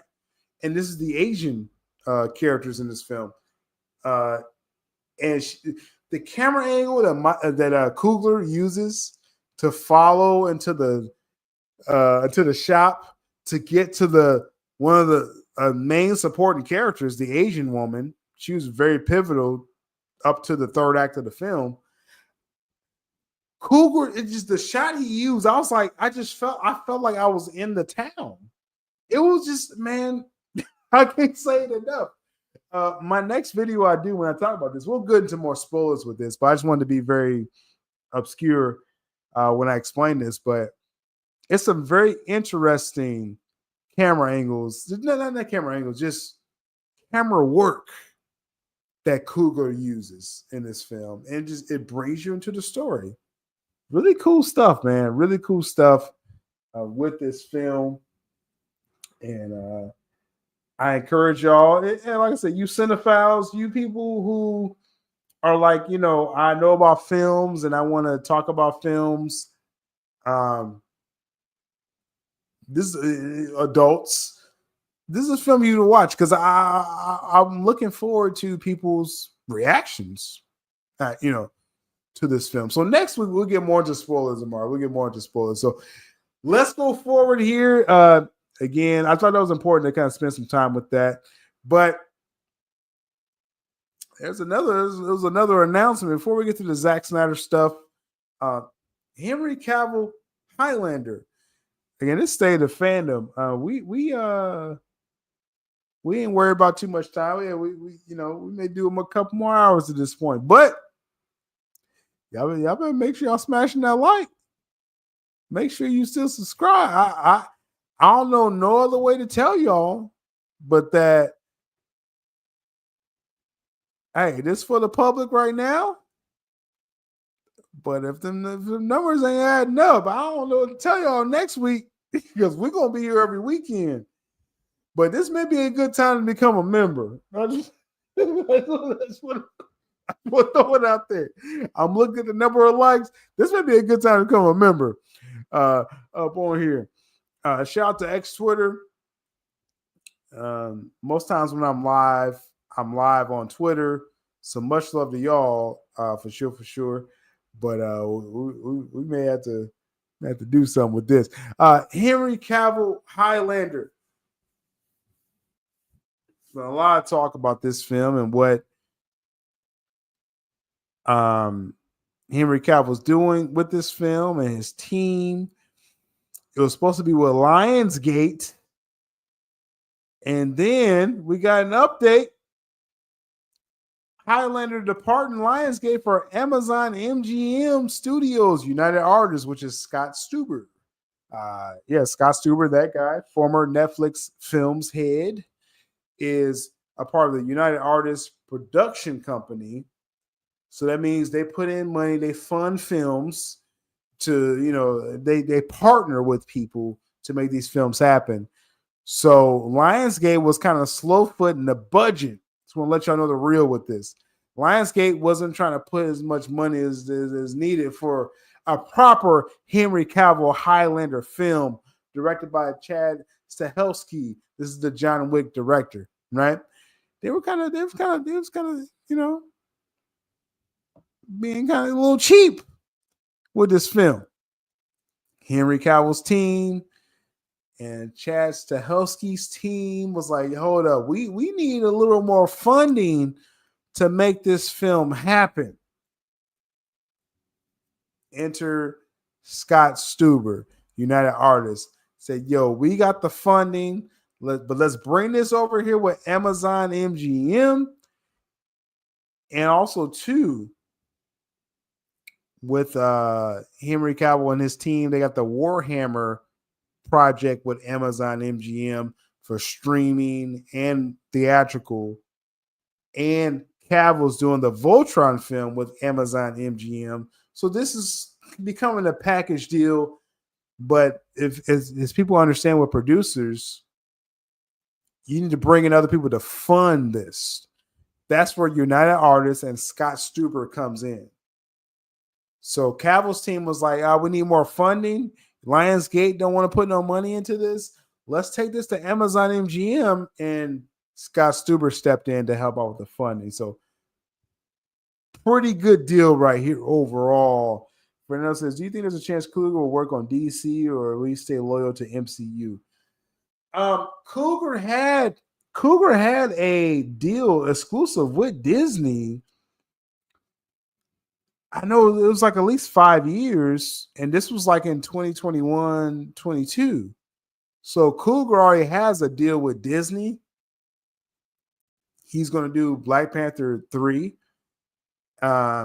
Then a new interview comes up where he said he's working on an X-File film, which I'm very excited. I mean, Cougar, me and him probably the same generation, so I'm really excited to see, what he thought with that X-File background and what he would do with the film. So Cougar can pretty much do, whatever he wants to do at this point. Between DC and Marvel, I think Marvel will give him a blank check after Sinners. Because Cougar, he doesn't need to spend too much. That's one thing. But he's going to get a blank check after Sinners, after it makes his rounds, it makes his money. Disney's not going to let Cougar go. Okay. United Artists. Yeah. Scott Stuber's a part of that. So that is what it is. Let's see. I know we got advertisements in the chat and stuff. So we wanted to highlight this again. Highlander, John Wick choreography. It's going to be nuts. Like when they finally get this into filming. Yeah, that was spam. We finally get this into filming. That's going to be a pretty huge project with that. So very interesting stuff right there. Again, as Snyder fans, we follow our Trinity, we follow our Justice League as far as what they're doing. Lionsgate had their fun. The Sun, A24 is a new studio to contend with. I was telling you with the Zack Snyder Brawler film, I thought Lionsgate will be a studio to step up and put the money in for the UFC film. But now I think A24 could jump in as well. But I think Warner Brothers, I'll be honest with you, I think Warner Brothers would jump into the ring to get that Zack Snyder Brawler film because it has to get distributed. The film was announced, right? We talked about this last State of the Fandom. The film was announced. They got the money to make the film. That's ain't a problem. It's how you're going to distribute this film, right? Zach has all the money behind this project. Is Universal going to step up? Again, I heard Warner Brothers is in the ring for that. If A24, I haven't heard this, right? I haven't heard this directly. But if A24 steps in and does this Brawler film, it's going to be the biggest film they've ever released. Like this is going to be a wide release theatrical film. This ain't one of them all tour. Zack Snyder, you could think of Zack Snyder as all tour, but he is a unique director, but he loves the big screen. So it's hard to say, oh, he's just like this little indie filmmaker. No, Zack Snyder's not that. This is gonna be big marketing, big brand deals, and everything with this film. So if A24 steps up, this is gonna be the biggest film they've ever been a part of. So we'll see. We'll see how this comes about. Overall, what we got in the chat? Yeah, Zach got the money. Zach got the money. Hey, I try to tell y'all, when I talk about long-term stories, that's that power deal right there. Turkey al-Sheikh. Yeah. And he's a big fan of Zack Snyder. Okay. Let's go. Project number 1. So let's go forward here again. Let's say the Phantom. We giving you this big show. Hey, it's up to the streets. If this is what you want, smash that like, subscribe if you're not. We gonna be here every weekend, whether it's State of the Phantom on this channel, whether it's State of the Phantom, a little podcast update, a little DC podcast update, etc. My schedule's kind of where it's at. I wanted to do this stream yesterday, but I had to go see Sinners, so I had kind of a full day going to see that film and hanging out with family. But if we can't make Saturday, we're gonna be here live Sunday. So hey, we back up over here on this podcast channel. You let me know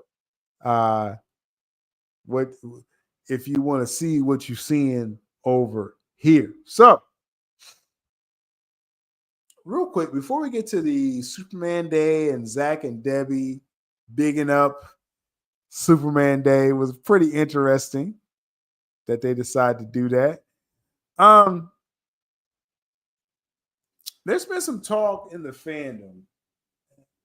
I want to make sure I'm addressing this. I did my stream. What was that? I showed y'all an audio stream last week about the truth of Henry Cavill, Black Adam, Warner Brothers, right? And I totally understand. Again, I don't take it so personally. There's long time people in the fandom that's rocked with me, but they was like, Sil, I can't rock with Black Adam because of reasons. Or, I don't care that Henry Cavill's back. And I've never came at them. I never clapped back at them or nothing like that. I understood. So when I'm bringing up this now, this is in that same spirit that you're a Snyder fan, you're a long-term viewer, or whatever it is. I'm going to get my point out in where I stand. And if you rock with it, cool. If you don't rock with it, don't take it as like some personal attack on what you feel about this. Just this is how I feel, right? I've been long-term friends with people, Snyder fans, throughout these years. Justice that doesn't agree with everything I say, but it's a respect there. So that's up to you if you want that respect to be there. Because if it's disrespect, then we'll go back to Clapback Saturday. But I don't want to do that. I've seen several accounts, Snyder fans, those are hashtagging restore the Snyderverse and sell Snyderverse and bring back Zach and do this and that. And Mike DeLuca came up with those comments last week saying, hey, I'm being a corporate man right now. I am co-head of Warner Brothers. Yeah, I want Superman to win. I get that. Like, I'm not even tripping on the quotes of Mike DeLuca and Pam Abdy. Mostly DeLuca looked like he was glazing, right? Like if you're on social media, you see they Snapchat. Oh, he wants Superman to be good. He's co-head of Warner Brothers. You want him to say, I hate James Gunn and let's tank Superman? Come on now. Like, we gotta be real about this. Like, I may go on a tangent right now. It's like, as long as I've been doing content, like, first off, I just started off just as a fan. I'm still a fan of DC, of Zack Snyder, of comic book movies, of good films, etc. Right? That's the angle I come in to this with. And just so happens that at that time, I ended up linking up with Mikey Sutton and Geekosity. And that was a whole nother era of content that we did. And in the middle, I was just some black guy going along for the ride. And then all of a sudden, I started networking and people were sourcing with me. And I have the biggest story of 2022, Ben Affleck on set for Aquaman. Because there's only a handful of people you can have the biggest story of the year. Like, if you think of different actors out there, just to kind of put this in context to people, you have a story, say, Tom Holland Spider-Man. That's a pretty big story. If you can scoop a Tom Holland Spider-Man story, that's why people try so much, with that. RDJ, Robert Downey Jr.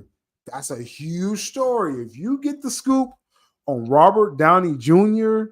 doing something before it hits mainstream, that's a pretty big story.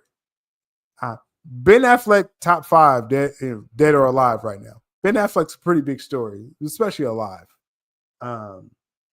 You get a story, you get the drop on Ben Affleck, you have the biggest story of the year. So that's what my platform experience. It's like, it was after saying, release a Snyder Cut, and the Snyder Cut's coming out, Mikey Sutton, Geekosity, and then I get the Ben Affleck scoop. It's like insane. And you put it out there and you see what happens, with in the zeitgeist of your multiple platforms. And that's what I've experienced. And so that put me on a line to say that this was a way we can get the Snyderverse back, because I'm getting this information. I was the only one at that time. I'm like, oh, Ben's coming back and Henry. And Mikey was saying Henry, and I joined that with Ben and one last ride of the Snyderverse. And that's what that angle was. And then Black Adam doesn't succeed. So that closes the door on the angle that I was presenting, right? And so you realize at that time, it's like, okay, that angle didn't hit. But I'm still a DC fan. I'm still a Snyder fan. I'm still, rocking with the films that we talk about. And that's what we're going to continue to do.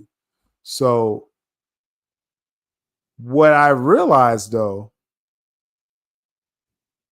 in that Black Adam situation, there were some in the Snyder fandom was like, we're not going to rock with Black Adam at all. I realized it then, but it's a lingering thing. They're still like, oh, we never should have trusted The Rock.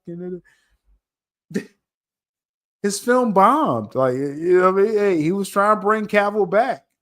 What solution did you have at that time? Interesting questions of certain people. We want the Snyderverse back. Superman's back. Well, no, we don't want that Superman. We want to just boycott. So that was my fundamental difference with some people in the Snyder fandom. And the interview I'm going to air later is interesting. Mike kind of touches on just his side of the story of that.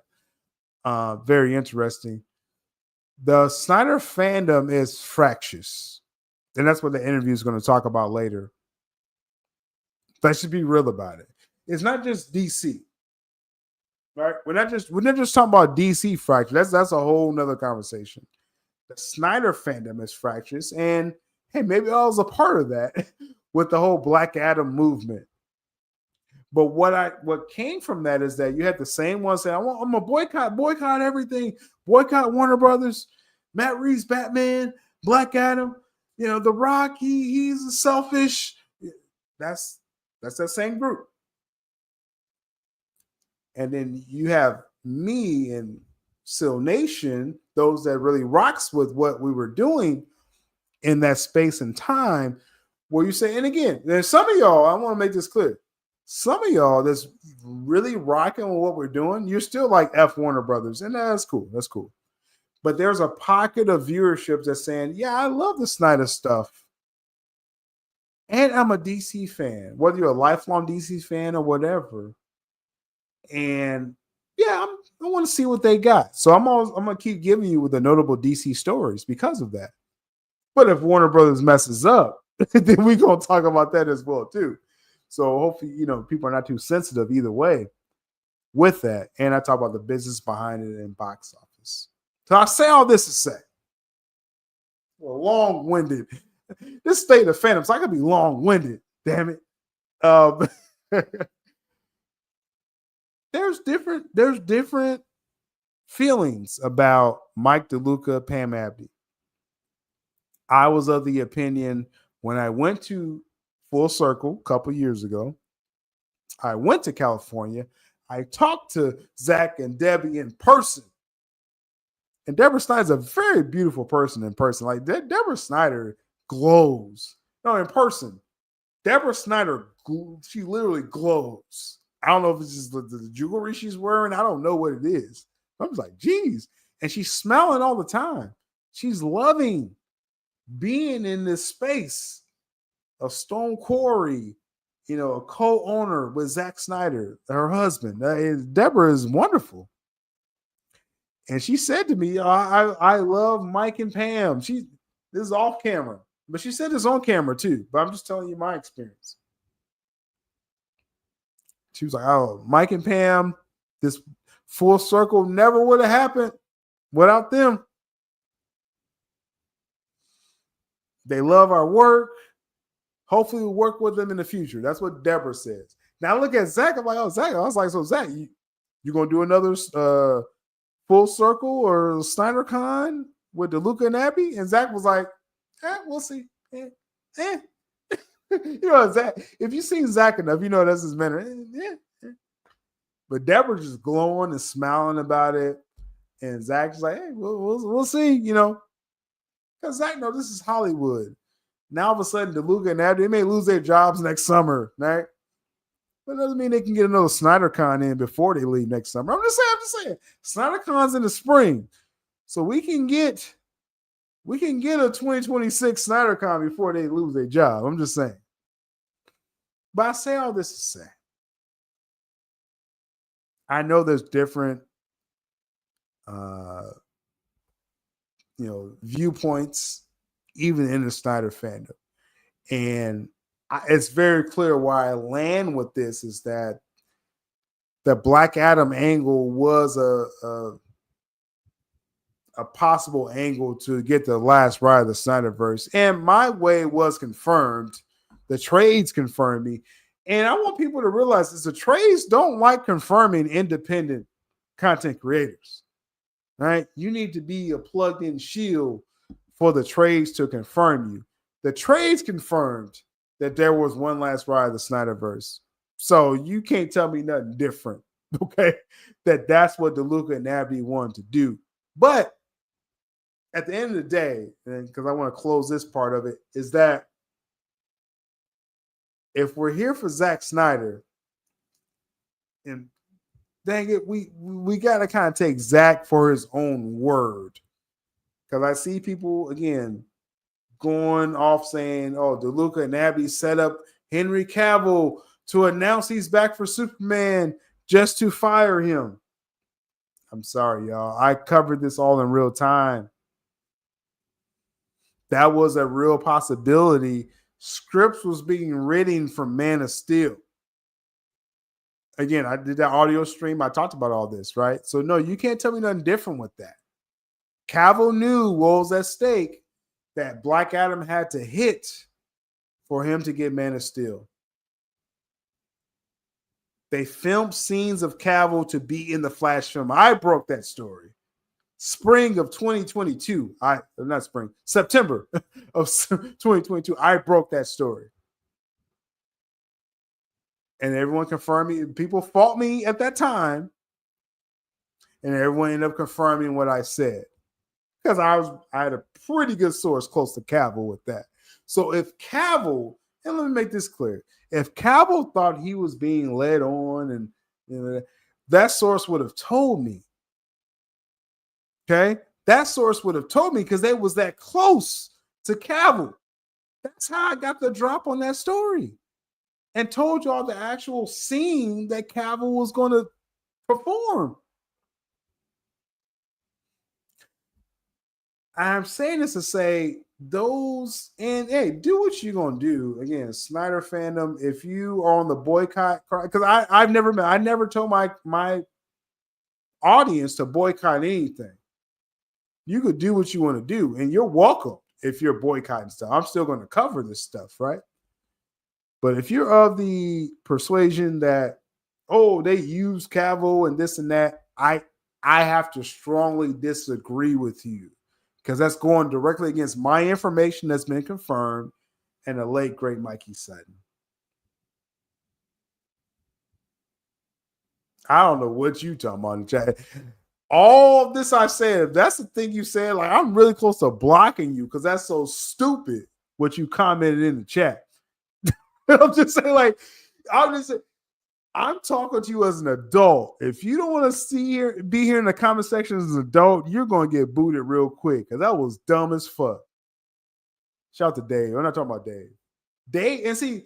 Dave's a great example of, and Jovic, of people who's been rocking on my content for a while and understand there's a difference of opinion. And it's not to be all weird about it, like this other dude in the chat. Like, get the fuck out of here. What you talking about, bro? I'm laying my soul out. You saying some dumb shit in the chat. But not talking about Dave. Shout out to Dave. Let's see what Dave's talking about. He says, if DeLuca wants to do Elseworlds DTV movies, maybe they can include Ben's Batman film or even ZSJO 2 and 3. He wants his Elseworlds thing to start with haircut. So with DeLuca, it's all about getting through this year, racking up W's. Will he get an extension by the end of this year? We'll see. I will say this, though, because right now, if you're asking me now, I think Zaza will allow DeLuca and Abdy's contract to run out next summer. They got hired late summer. I think it was 2022. And he could let their contract just ride out. 4-year contract. With these wins that DeLuca's getting, I mean, DeLuca is not our enemy. So my point in bringing up this DeLuca situation without these dumbasses just saying stuff in the chat, not Dave, other dumbasses that may not ever comment again in the chat, because I don't like blatant stupidity. Let me just say, because I want people to realize there's people that hate James Gunn, and every video they come in my chat, they say, I hate this. And there's people that say, oh, I really didn't like Snyder's movies, but I rock with the conversation and I welcome all opinions. I don't welcome being a dumb fuck. Not Dave. Talking about other people in the chat, because I don't want to give you any shine. That's the dumbest thing I've seen in my chat in a minute. I've seen a lot of dumb motherfuckers in my chat. You almost top 3 in the last year. When you get adult talk and you react like a child, I gotta dismiss people like that. Anyway, it's irritating because it's like people just want to be dumb. But anyway, let me play this as far as, again, what is that? Because where do I land? Because again, it's on social media where people talk about where they land with Mike DeLuca, Pam Abdy. Let me play this clip of Zack Snyder talking about DeLuca Abdy. Event would not have happened at all. This event would not have happened at all if it wasn't for Pam and Mike. So just to say that those guys really were the ones that said, yeah, do it. I just want to. Plays back. Would not have happened at all. This event would not have happened at all. We're talking about full circle. All right, we're talking about the full circle event. So all I'm saying is that if we're talking about we're Zack Snyder fans, and again, this isn't, hey, you could be a part of the boycott crew, watch my streams in silence is all good, whatever. You can chime in as well too. But I'm making it very clear where I stand with this. See, that's what people don't understand. It's like, I don't mind if you, I've turned over 2 or 3 audiences in 5 years to get to the point where I want to honestly talk to you about what I feel about stuff. And I welcome your different opinions. But if something just doesn't add up to me personally, I have to address it to be true to myself when I come here live, right? A lot of people don't show their face because they don't want to be real with y'all. And y'all like them motherfuckers that when they don't show their face. Y'all love that. Anonymous, y'all say whatever y'all want. Anonymous, I say what y'all want in your face. What you gonna do about it? That's the difference between me and those anonymous dudes, right? You rock with whatever you want to rock with. But what I'm saying with this is that fundamentally, I disagree. I disagree with saying DeLuca and Abdy was against the Snyderverse and they tricked Cavill, because that goes totally against what I reported on my channel. But when you say you're a Zack Snyder fan, if you're not going off what Zack is actually saying, I really can't agree with you. And that is what it is, where it lands. The event would not have happened at all. This event would not have happened at all if it wasn't for Pam and Mike. So just to say that those guys really were the ones that said, yes, we want to do it. I just want to. That's a cool added layer to the full circle aspect also then. I think it is. I really think it is. It's, I didn't, I just think that it's important to be said. So that's all. No. The event. It was important to Zack Snyder. So all I'm saying, again, and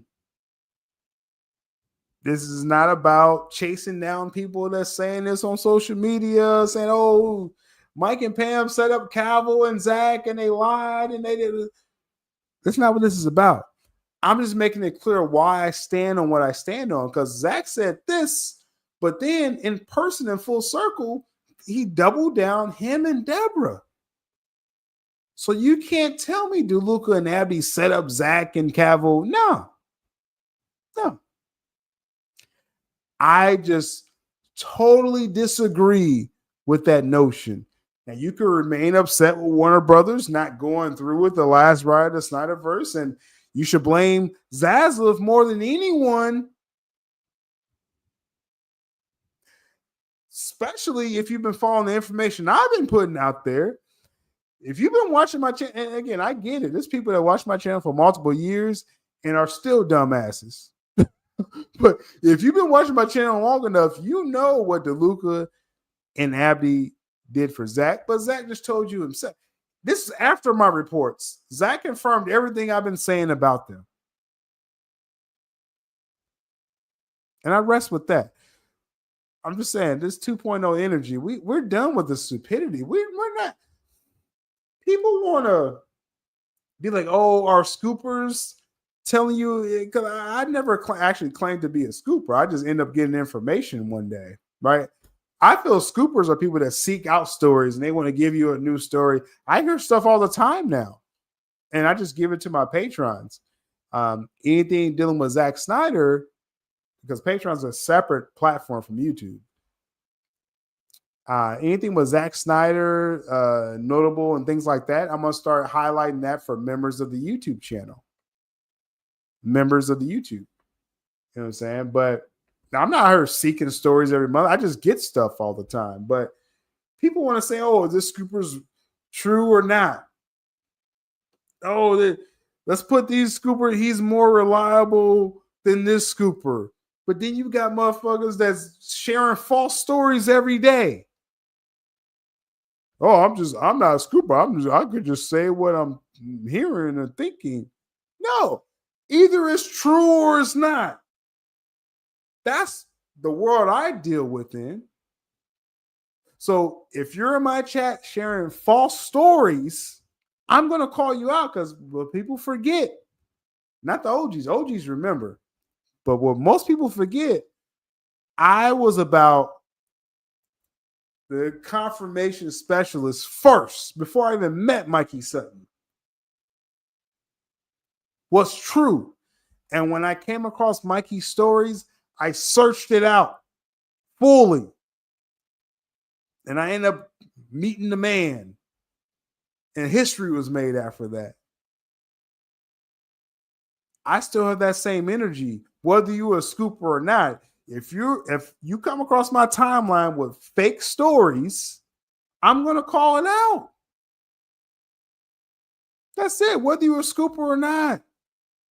I'm a fan first. And if I hear something and I trust the sourcing, I'm going to give it to you. If you come in with fake stories in my chat, saying, oh, I heard this from some and it's fake, I'm going to call it out. I've never changed my energy. Everyone changed around me.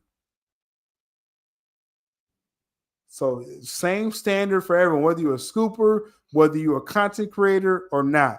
You put out false stories, you're going to get called out. Because people are dying to call me out for stuff. They've been trying to pin stuff on me for 3-4 years now. And everything's been confirmed. Everything. They give me stories I ain't even scoop. They sylabdul said you reported on this, so and everything's been confirmed. Because that's the standard I hold. And so I'm just saying this because I want to move on. But as far as Snyder fandom, because it's a fractious fandom, and when you hear this interview, you're going to hear this later. My thoughts on that as well too. But a lot of people, they're not going to take you seriously if you're peddling false stories, false reports. Even if it's James Gunn, if it's a false report of James Gunn, I point out for my audience and say, don't fall for that. There's going to be real reasons to, if you want to diss the film, there's going to be, the marketing was bad. You had a field day with real stories. You didn't have to fake nothing. You didn't have to make up stories or push false stories. But, if you consider someone a scooper, I got to hold them to the standard. No, I'm holding everyone. Same energy with everyone. That's what's happening. Snyder fans, whatever. I'm not accepting false stories because y'all wouldn't accept false stories from me. That's what we're doing.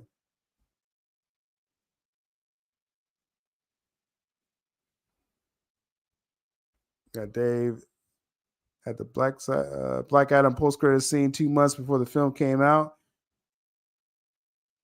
Oh, yeah. That was a report. Yeah, I mean, history is history, right? That's my I got the same sources. Okay, so I'm just saying I don't have to prove too much when I share. Like, hey, this is a story that I'm hearing. Oh, shout out to Rose. I just want to put it out there because I keep seeing people picking up these false stories saying, oh, all of a sudden everything that happened in 2022 didn't happen. I'm like, hey, I was here living and breathing with Mikey Sutton then, and I'm still here now. And I can confirm those things happened. You're not going to change that. Now, hey, if it's F Warner Brothers, have at it. But what I want my viewers to have, I want you to have the facts. So at least you know what you're hating on. At least you have some basis to what you're hating on. Because if you have no basis, then you just look like an idiot out there. You look like an idiot hating on something with no basis. And that's it. That's all. When I said the marketing was screwed up with James Gunn's Superman, that's your fodder right there. Now, I think they corrected it with this behind the scenes stuff. But it's like, no, you know what I'm saying? People ain't going to take you seriously if you're just going off fake stuff. I'm going to say this real quick because I want to move on from this. But you got this story out there. This what upsets me. And it makes us as Snyder fans look foolish. There's a story out there. Oh, they cut the runtime of James Gunn's Superman. It was this runtime. Jeff Snyder said this, someone who obviously is having an open fight with James Gunn, but okay. He said it was like 2 hours and 20 minutes. Now it's an hour and 45 minutes. They reduced the amount of the film because the film's so bad. That's so much BS. You have no credible source telling you they reduced this film by 30 minutes because of the test screenings. That's BS. Okay? That's BS. And anyone sharing their story looks like an idiot. I'm sorry. That's just what it is. Again, there's going to be real things. If you don't like this James Gunn Superman film, there are real things you can harp on. Because I harped on it. Like I showed you, this is your angle. Don't make up stuff. Hey, what is that giving you? Is that going to bring Zack Snyder back?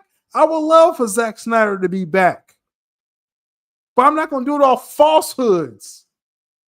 I've never did that since day one when I told y'all about what Zack was going to do. I would never give you falsehoods. So you have no leg to stand on. So just to be clear, the film has always been under 2 hours. So people trying to run some story now. Say, oh, they reduced it by a half hour. You look like idiots. And no one's going to take you seriously. With the release of Snyder Cut movement, they took us seriously because we had a simple message.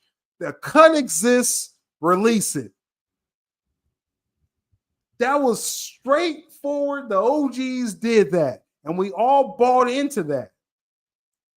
And you had some, oh, the cut doesn't exist. And we defeated them off of facts. No, you can hate whatever you want, man, but base it on fact. You don't like that Crypto looks goofy. Facts. That scene ran on too long with Crypto. Facts.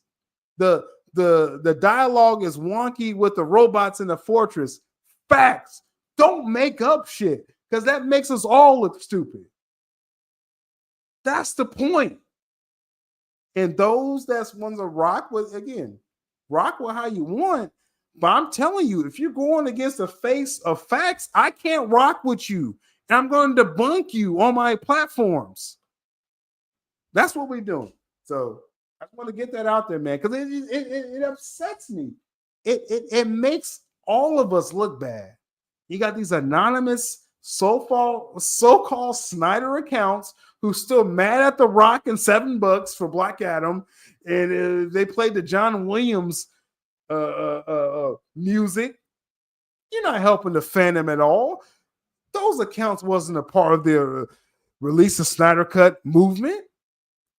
They jumped in, was like, oh, let's just be toxic about everything. Hey, rock with it whatever you want, but if it's not rooted in facts, I'm going to expose you. And I'm saying this because people tried to expose me for 5 years now. And I'm still here. Everything I reported stands. And I'm going to do the same thing for everyone. Same energy for everyone. Whether you're a scooper, reporter, journalist, content creator, or not. That's it. Let's move on.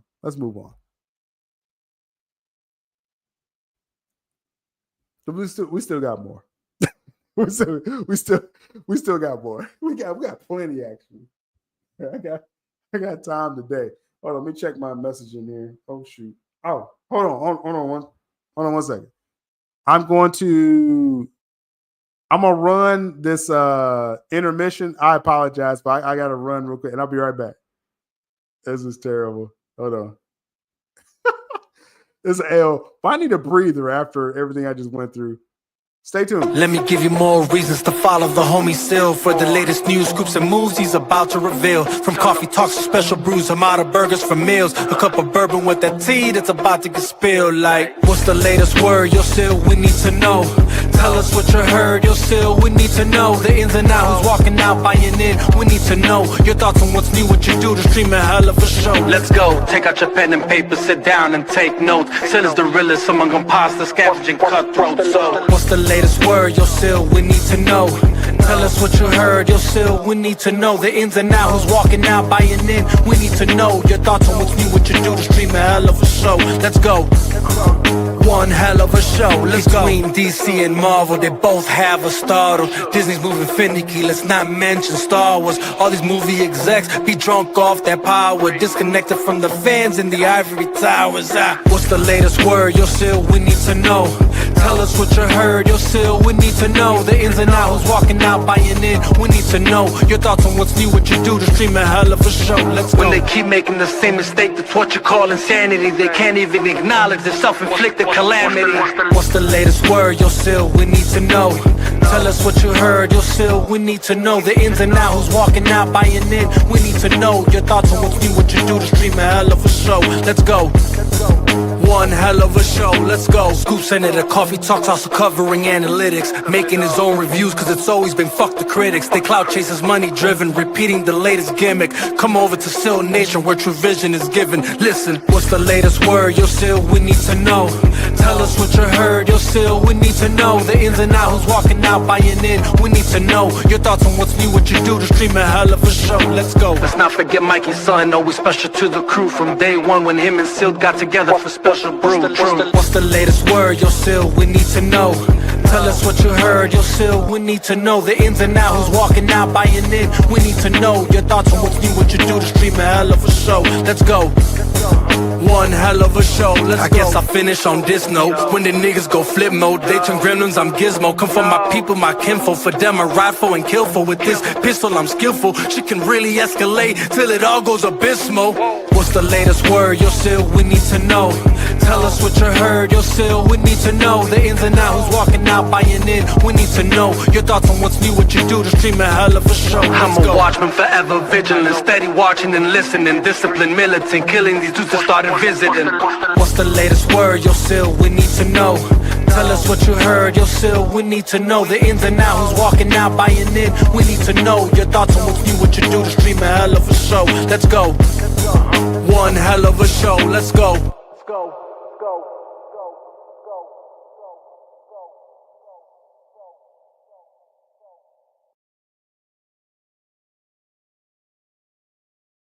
That's a nice little interlude right there. All right, I appreciate that. That was a good break because I had to kind of change topics anyway because I was going in too much about that previous one. But shout out to Neo Sevens giving me the L because that's a staple overall. I want to get to this Superman Day, and again, shout out to you, Dave. Again, I compare Dave to a lot of people that, you know, I'm going to give you information you may not like, but it's about that conversation and give me your opinion on it, right? We all don't have to agree on it, but we don't have to be radical and just make up stuff, right? And so that's why I always appreciate Dave. He just gives his opinion and keeps it moving, right? So Superman Day happened, right? Superman Day happened. And obviously with that was people would take that was the, you know, James Gunn Superman film. I talked about it on my Superman channel. I thought this behind the scenes stuff was pretty good actually for this film, and I have a longer conversation about that. But when we talk about Superman, it's not just about the current Superman. It's about you know, all Superman. And that includes Zack Snyder's Superman, right? Zack Snyder chose to post this on Vero this was April 18th, so a couple of days ago, saying Happy Superman Day. And also on Twitter, he posted a Henry Cavill, that first Henry Cavill Superman picture where he's, you know, in the Smallville fight.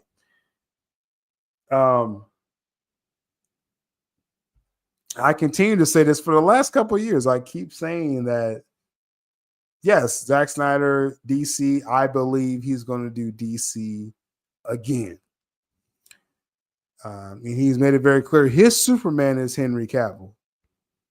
So you take that for what you will. Zack Snyder is staying on code with that. And then Deborah Snyder posted on Instagram. Shout out to the Bat channel with the like right there. Trey and the crew. Deborah Snyder posts that quote of Jor-El. Says hashtag Superman Day. Stone Quarry, Zack and Deborah Snyder has not moved on from DC. They are still openly talking about it. Any project they get, they're going to talk about DC. Yes, it was some tough times in the past, and the previous regimes did this and that.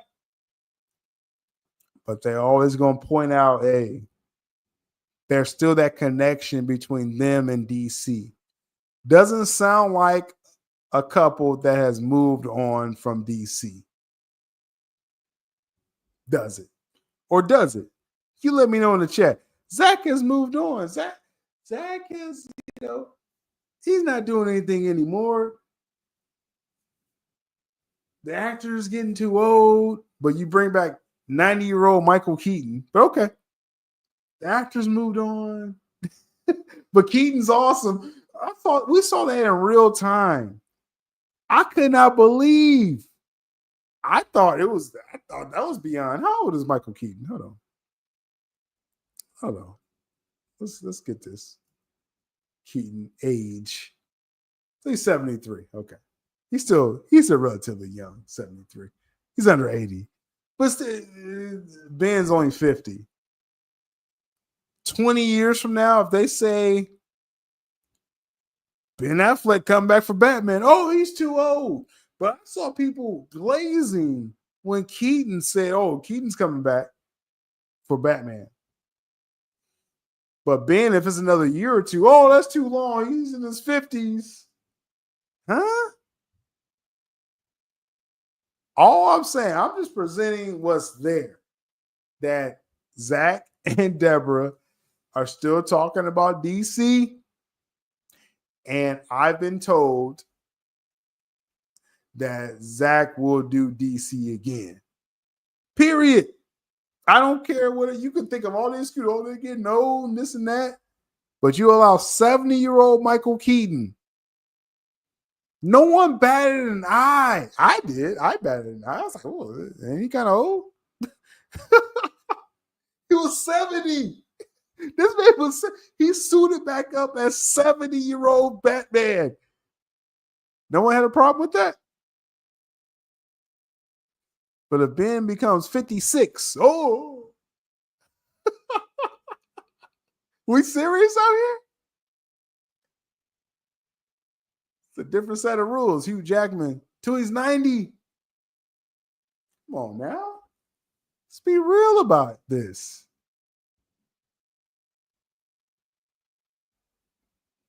If Zack gets that call to do DC, especially if it's for Dark Knight Returns or whatever he does, he's going to call Ben. And if Ben gets a call, he's going to call Zack. That's what it is.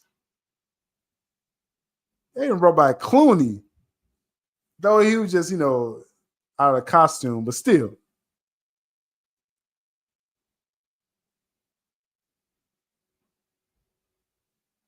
If Snyder ever came back, he'd need that guarantee of full creative control. Yeah, Zack, like I said, we got to understand Zack. He knows, just like we know his history with Warner Brothers, Zack knows his history with Warner Brothers. And the creative control part, that's why Sarnoff and Kilar got rid of Zack. They was like, let's close the Snyderverse because Zack wanted full creative control. All right, so Zack's still going to want his creative control when the time comes, right? So, yeah, don't remind me, yo. That's the thing. That's how y'all know I'm an equal opportunities. If I need to break news, if people, I even asked about this story. They just told me one day, hey, Clooney, Clooney's on set today. I was like, what? And I reported this to y'all. And everyone came at me, no, that's BS. No, he just want this film to fail. I was like, no, I want the Flash film to be good. But dang it, Clooney is in it. Like that's all I can tell you. I told y'all with us, it's not about me being first. I just want to confirm. Confirmation specialist. It just sometimes I get stuff first. If you're on YouTube, make sure you're smashing up that like button because, man, this may be a member show week. I'm just saying. I ain't trying to threaten nobody when I say that. I'm just saying, make sure you smash the like. That's all. That's all I'm trying to say. Clooney profile. It's like, yeah. Because some fools like, oh, you backed off the story. I was like, bro, my profile picture was Clooney. Like, I was doubling and tripling down on that. Because, again, that was the same source that told y'all the Cavill Black Adam scene, that told you Ben was on set for Aquaman, that told you Supergirl was canceled. That was a crazy time that summer. That was a hot summer. And now I'm still telling y'all stuff about DC, but a lot of people don't care about what I'm saying with DC. But I give this to the patrons. Coffee Talks and other pop-up streams will be exclusively on the Patreon. Links in the description. Become a patron. As little as $1 a month for the Patreon. As far as over here with YouTube members, it's going to be exclusive videos and early access videos as well too. So, hey, I'm just saying. Well, you're a member, Carlos, so you good. I'm just saying. Hey, I ain't even. All I'm saying, I'm gonna be streaming every weekend. Whether the public gets it or not, that's a question. The member's going to get it no matter what. I'm going to take care of y'all. Take care of y'all over here. Jonathan says, have I seen Sinners yet? Yeah, I rewind to the beginning. I did my whole breakdown of that film. Jonathan, I did my whole breakdown with that.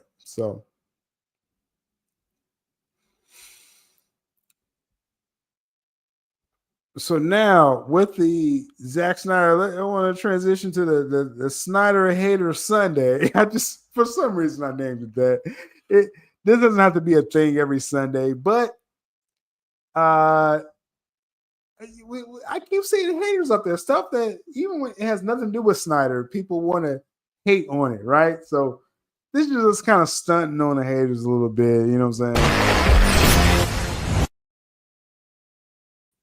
It's just a little Snyder, Snyder Hater Sunday. Stay tuned. We're staying tuned. I don't got Zack Snyder on the gun range anymore. Okay. Because I got rid of that video. Oh, there we go. Awesome run, Zach. That was incredible. That was amazing. That was fun. Snyder Hater Sunday. Sometimes people just jump out and just want to hate on Zach just for no reason. Even when Zach is winning, they want to hate on it. What am I talking about? So it all starts with this. This is the genesis of it. Let me take this picture down. So we know for the longest, if you've been following Zack Snyder news, that he's doing multiple spinoffs of Rebel Moon, comic form, games, and obviously we're waiting for the film. And this kind of bodes well for part 3 and 4. I know people say we want part 3. I was told when he gets part 3, he's going to get 4 at the same time. So he's going to do the double drop for the next 2 at least. So he's doing the comic series. The Blood Axe series, I got a couple issues of that series with the Blood Axe, Darian Blood Axe, and Devra. Talks about their family history. Intriguing. little games, not Games of Thrones, really. Just as intriguing. Nemesis. We heard about this for a while. That Zack was going to do a Nemesis series. Gail Simone was attached to this for a while. All right. But they still doing the games, the comics. So this franchise it's about original IP, y'all. That's why Coogler and Sinners are eating, because of original IP. Zack Snyder just gave you original IP on Netflix. And what just to remind people, when y'all come to State of the Fandom, I may post this every stream. That Rebel Moon, 4 drops, part 1 and 2 PG cuts, part 1 and 2 director's cuts, combined for nearly 200 million views on Netflix, only behind one budget, 4 releases, finished up just behind Red Notice, which was the most expensive film that Netflix has ever produced. So I think maybe something else matched it or exceeded it. But as far as price, Rebel Moon cost $166 million for 4 drops. Now, I don't know about y'all out there, but when it comes to business, I keep it pretty simple. How much money did you put out? What'd you get in return for it? You put out $166 million and you got 4 releases and you got that much engagement. That's a W just in reality. You still got people fighting against this. This is amazing, just the hoops people go through. This simple math. Nah, I don't want Zack to succeed. I hate his fandom.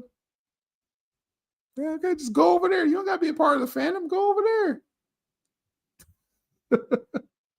Just saying. People be hurt.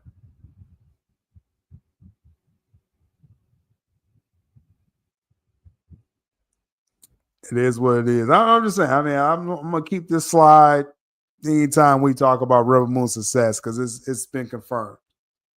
Now they're spinning off again the games, and now you got the comic series.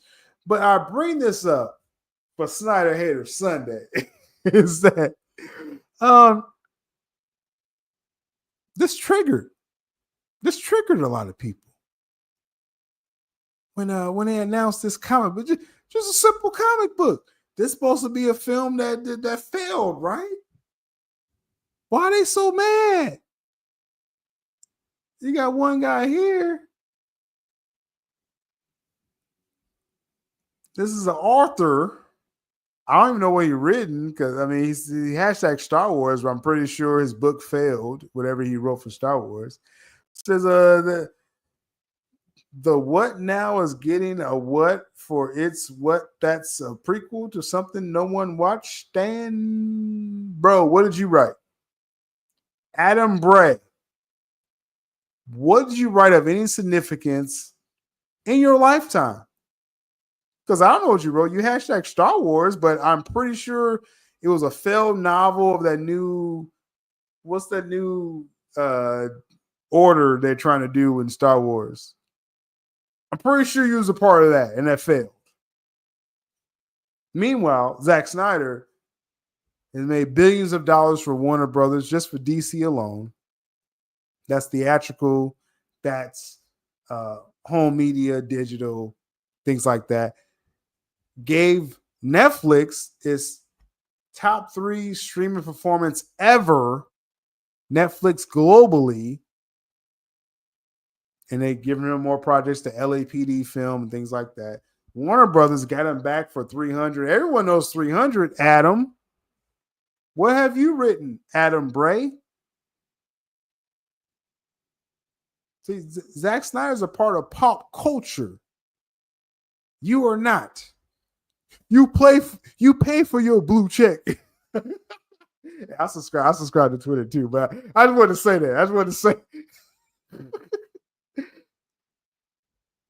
to say that he paid for the blue check mark.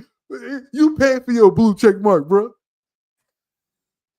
Talking about the what. No, we know who Zack Snyder is. Who are you, bro? Just saying. See, that's the thing. What I've learned just in my content creation, just my relatively small platforms that I have, no big dog punches down. That's what I've learned very early in my content creation. Most people that punch at you when you're in art, you're creating your film, whatever you're doing, most people that punch at you are punching at your kneecaps because they're not on your level. Adam Bray, hashtag Star Wars. Adam is so insignificant that he has to hashtag Star Wars. I would love if someone's watching this stream right now, live or replay, and they say, hey, Adam Bray wrote this and it's good. I would love to hear about anything significant he's done.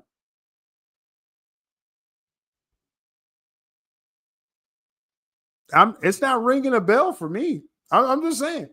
And again, Zack Snyder is on that level, so he can ignore people like Adam Bray. I could be a little more petty because I'm just a fan of Zack Snyder. And I'm pretty sure I have more of a following than Adam Bray, to be quite honest. So I almost don't need to even mention this dude either. but I am just for the sake of content. And bro, no one cares who you are, bro. Oh, he's a former stormtrooper who had his face covered. And you become an author and you didn't make that pop off for you for your career? That you have to hate on Zack Snyder? I'm glad you told me this, Benji. So you're a stormtrooper that covered your face. And you try to parlay that to being an author. You're capping. He might as well be a stormtrooper. So the point is, no one knows who he is. Amazing. You might as well be a stormtrooper, Adam Bray, because no one knows what your face looks like. That's an artist rendition of your face as your profile picture. Bro, sit this one out. Okay, go cry somewhere when Zack Snyder gets another W. A stormtrooper that misses his target. Exactly. And he thought he cooked. Everybody forgot it. Ha ha emoji. Bro, you saying people forgot Zack Snyder's? Again, Rebel Moon. See, this is just the facts. And that's the problem with social media now. People could pretend to not know the facts and their tweet will blow up. People blatantly lying, but only because people are with their agenda, they will share that tweet thinking they're winning something. That's what's making Twitter, and I'm just going to break it to the state of fandom audience. People are making Twitter a less significant voice. Because you want to easily spread falsehoods.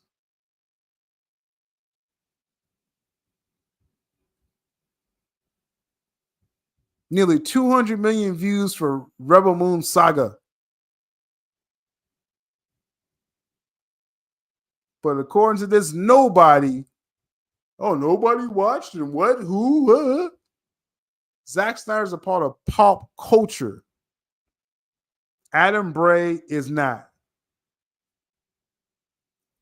And I'm pretty sure after this stream, I'm going to forget his name. Who is Adam Bray? I still don't know who this dude is. He might as well, again, being a stormtrooper with his face covered. But it didn't stop there. We got another insignificant prick gunning for Zack Snyder. But though, all I keep hearing on Twitter, well, someone jumps in my thread. Oh, I hate Zack Snyder fans. And I'm just saying, yo, big up to Zack Snyder. doing his thing, and then someone jumps in. Zack Snyder fans made fun of me last week. Like, no one's asking you. Like, no one's coming at you. We're celebrating Zack Snyder. Then you got this Casey Ryback. When are people going to wake up? Stop pushing Zack's world. It failed miserably, and a comic book won't save it. He's talking about Rebel Moon. He's talking about, again, I'm understanding, and this is infecting the Snyder fandom as well. That's why I talked about DeLuca Abdy before this. Facts are becoming less significant on X Twitter. That you could just blindly push falsities. Because according to the Casey Ryback, that just sounds zesty. The world failed miserably, the Rebel Moon world, and a comic book won't save it. How?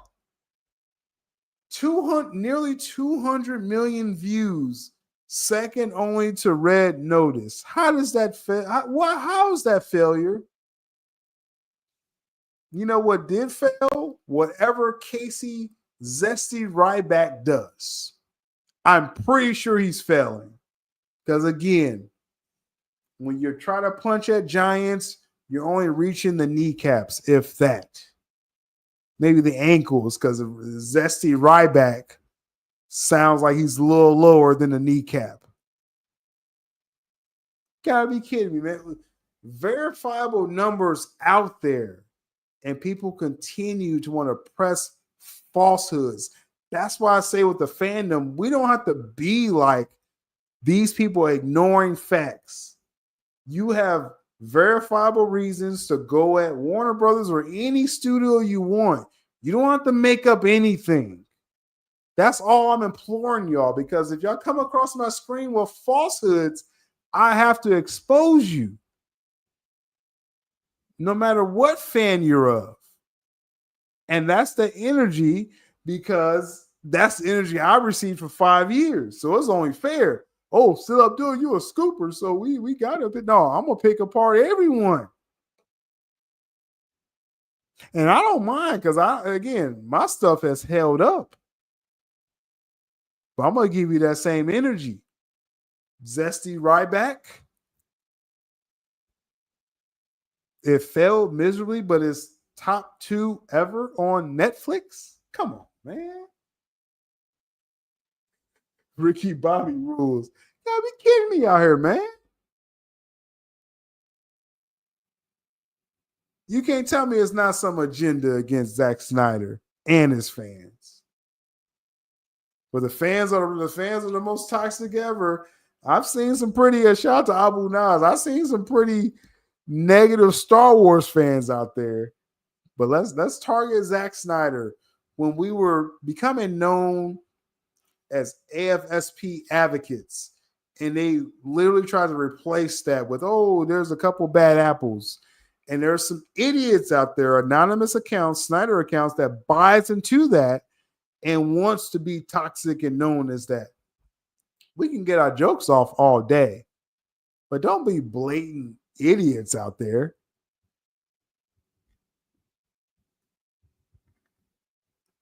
Like in my chat here, you got some of the best people that they don't want to mess with nothing James Gunn does, but they keep it all factual. I don't like this because of this. I just don't like that dude. Keep it real, right? Don't make up anything. Because I can't rock with that. And these are people that watch my channel for multiple years, so I know where they stand. I'm gonna keep giving them that content. Anytime Warner Bros. Messes up, they here for it. So it's like, nah, man.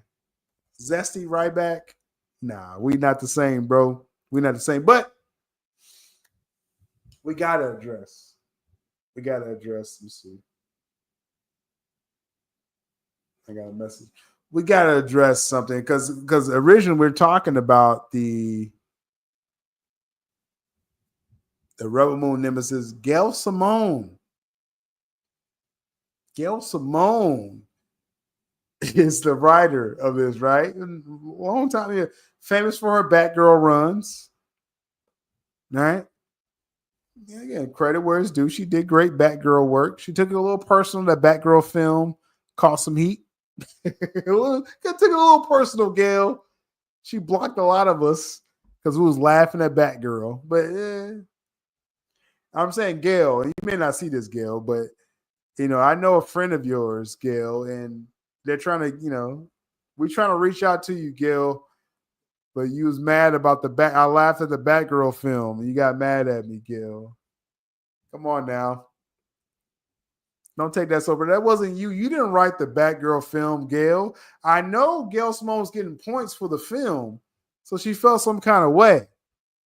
Just to let y'all know. That's why Gail Simone got mad that Batgirl film didn't happen. They were using a lot of her story, and she was getting some significant points from that. Here's what it is. I ain't trying to knock your hustle, Gail. You came at the fandom. Now, we got here. Let's take down the banner.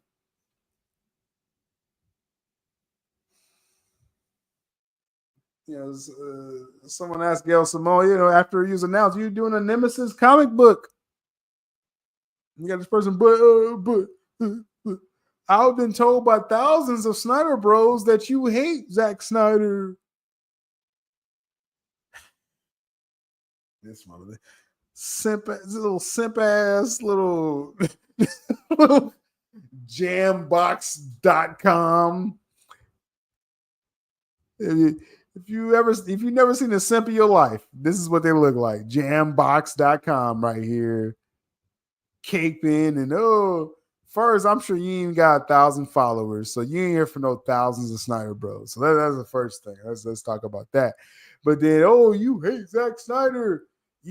Gail, actually one of the best creative partners I've ever worked with. I mean, remarkable. Hey, great. Respect to you, Gail, for bigging up Zack Snyder. But let's address what you actually said about Snyder bros, right? Raise your hand if you're sick of Snyder bros cluttering up people's feeds when they are completely unwanted. Line forms to the right, please. And that's when she started blocking us. And this was just when we was like, that Batgirl film looks trash. But again, I know you had business interests tied to that, Gail. They were using your comic run for some of the storylines. And they should. You have some of the best Batgirl stories in history. I think you did some New 52 stuff, if I believe that, Gail, if I understand that. You called out Snyder bros, saying they're cluttering up your feeds, and that Snyder bros are unwanted, and you put us all in one box.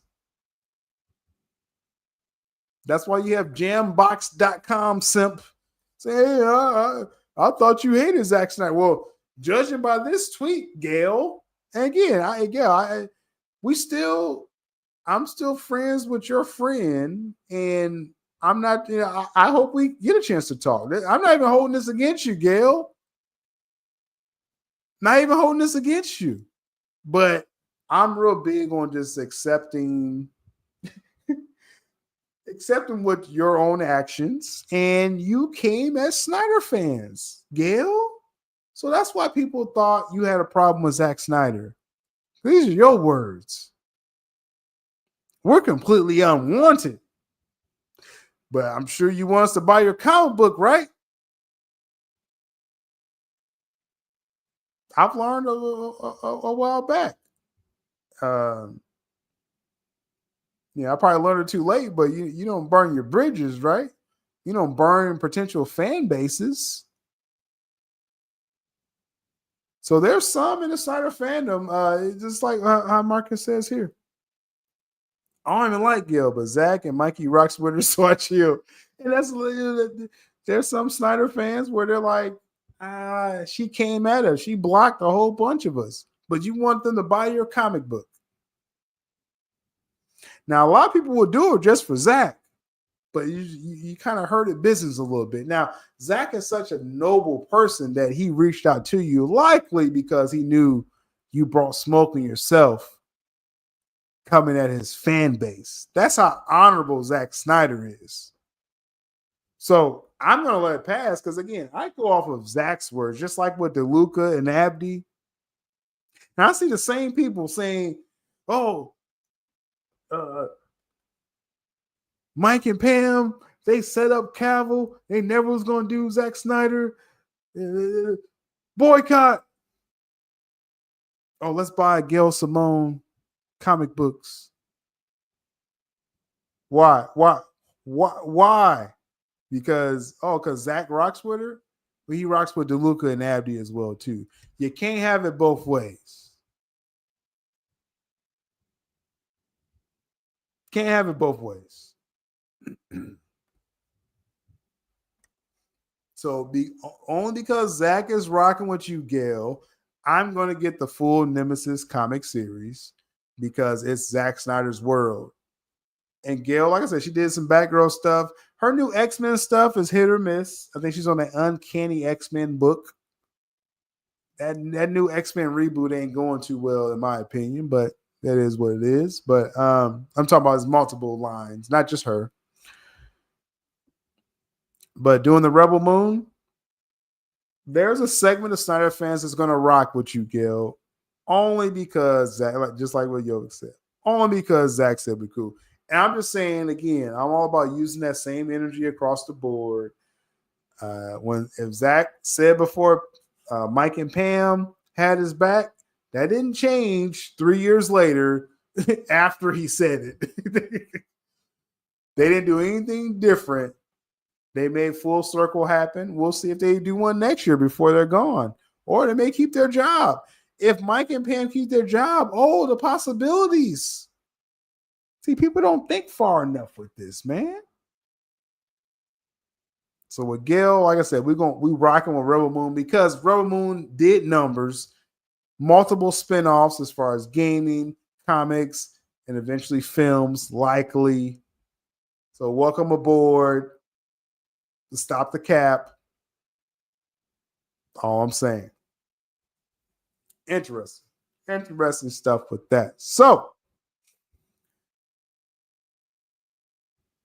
how we feeling? The likes are at a good place. I mean, it's respectable because it was a little rough earlier, y'all. I was like, hey, stay in the fandom. Do we just got to be a private stream? I mean, that's up to the streets. Hey, I got my day job. After the stream, about to go to bed and do my day job tomorrow. But when we got time on the weekends, we're gonna rock with y'all. Okay, we're gonna make sure, like I said, at the very least, the members gonna get what you get.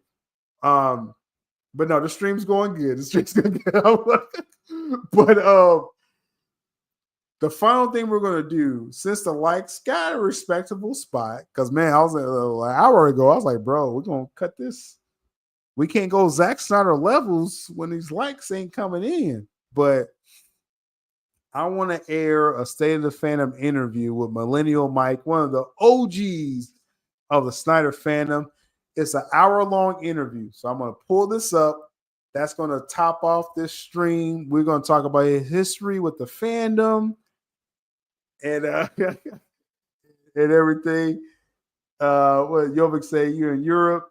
That's all good. Hey, Jovic, you're going to stay up for another hour because we're going to talk about the state of the fandom, an OG of the fandom, about what he feels about the fandom and how, he has some controversial things. If you follow Millennial Mike, this guy got some interesting things, but if you're familiar with the Exiles and Vinaldo and Fiona, that's the era that Mike is coming from.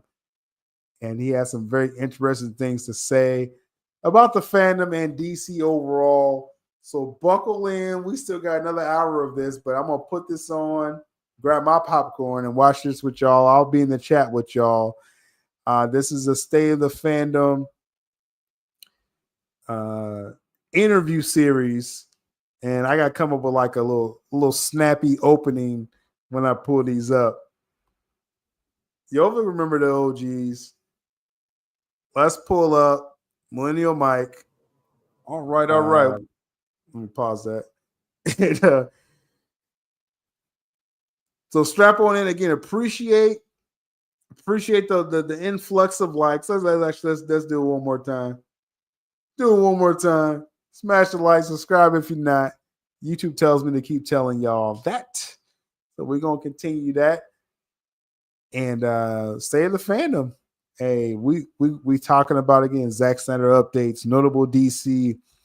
Anytime Warner Bros. Messes up, box office, the business behind it. This is what we doing every weekend, y'all. Preferably Saturdays. It is what it is.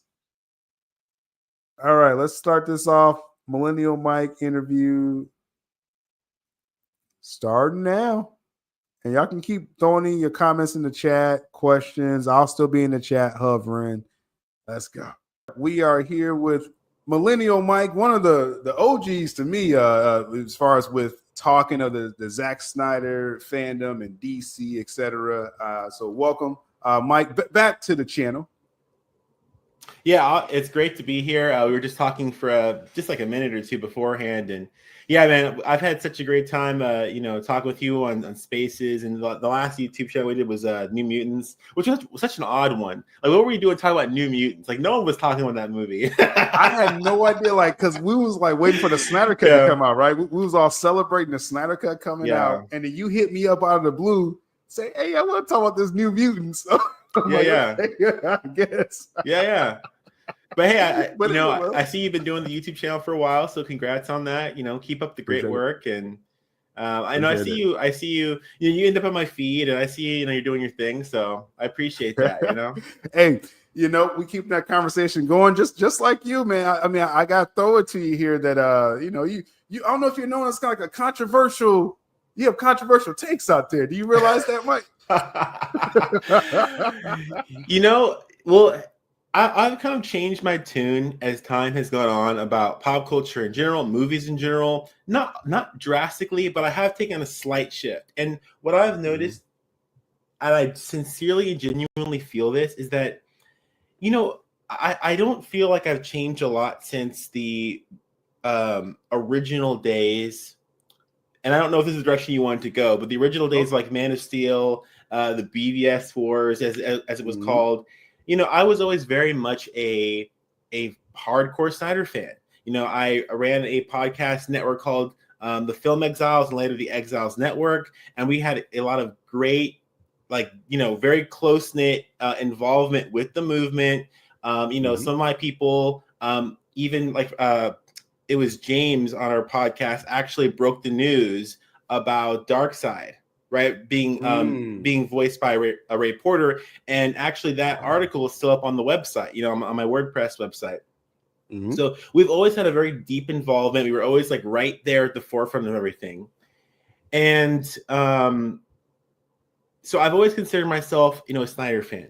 And I do still consider myself a Snyder enthusiast, a fan of his work, but I don't really consider myself to be a part of the fandom anymore. And the reason is because the original philosophy of Zack Snyder's fandom, and I remember this, I don't think a lot of people do, either because they weren't around from the very beginning or because they've just forgot, cognitive dissonance has caused them to forget what it was. And it was always kind of framed as a matter of artistic integrity. Okay, that slogan was used from the very beginning. It was always maintained throughout the entire process. But later, there came a point, and I think that point was most manifest at the time that the term Snyderverse was actually created, which was way later. The Snyderverse was kind of created, I would say, I'm trying to remember exactly. It was right before Justice League was released, and it kind of got used, significantly more afterwards up until this day. But the idea was of the Snyderverse was to try to create an idea that would allow DC fans to envision how can I put this? Envision a situation where the studio could could continue to make Snyder's vision and support that while also trying to do other people's stuff, right? Mm-hmm.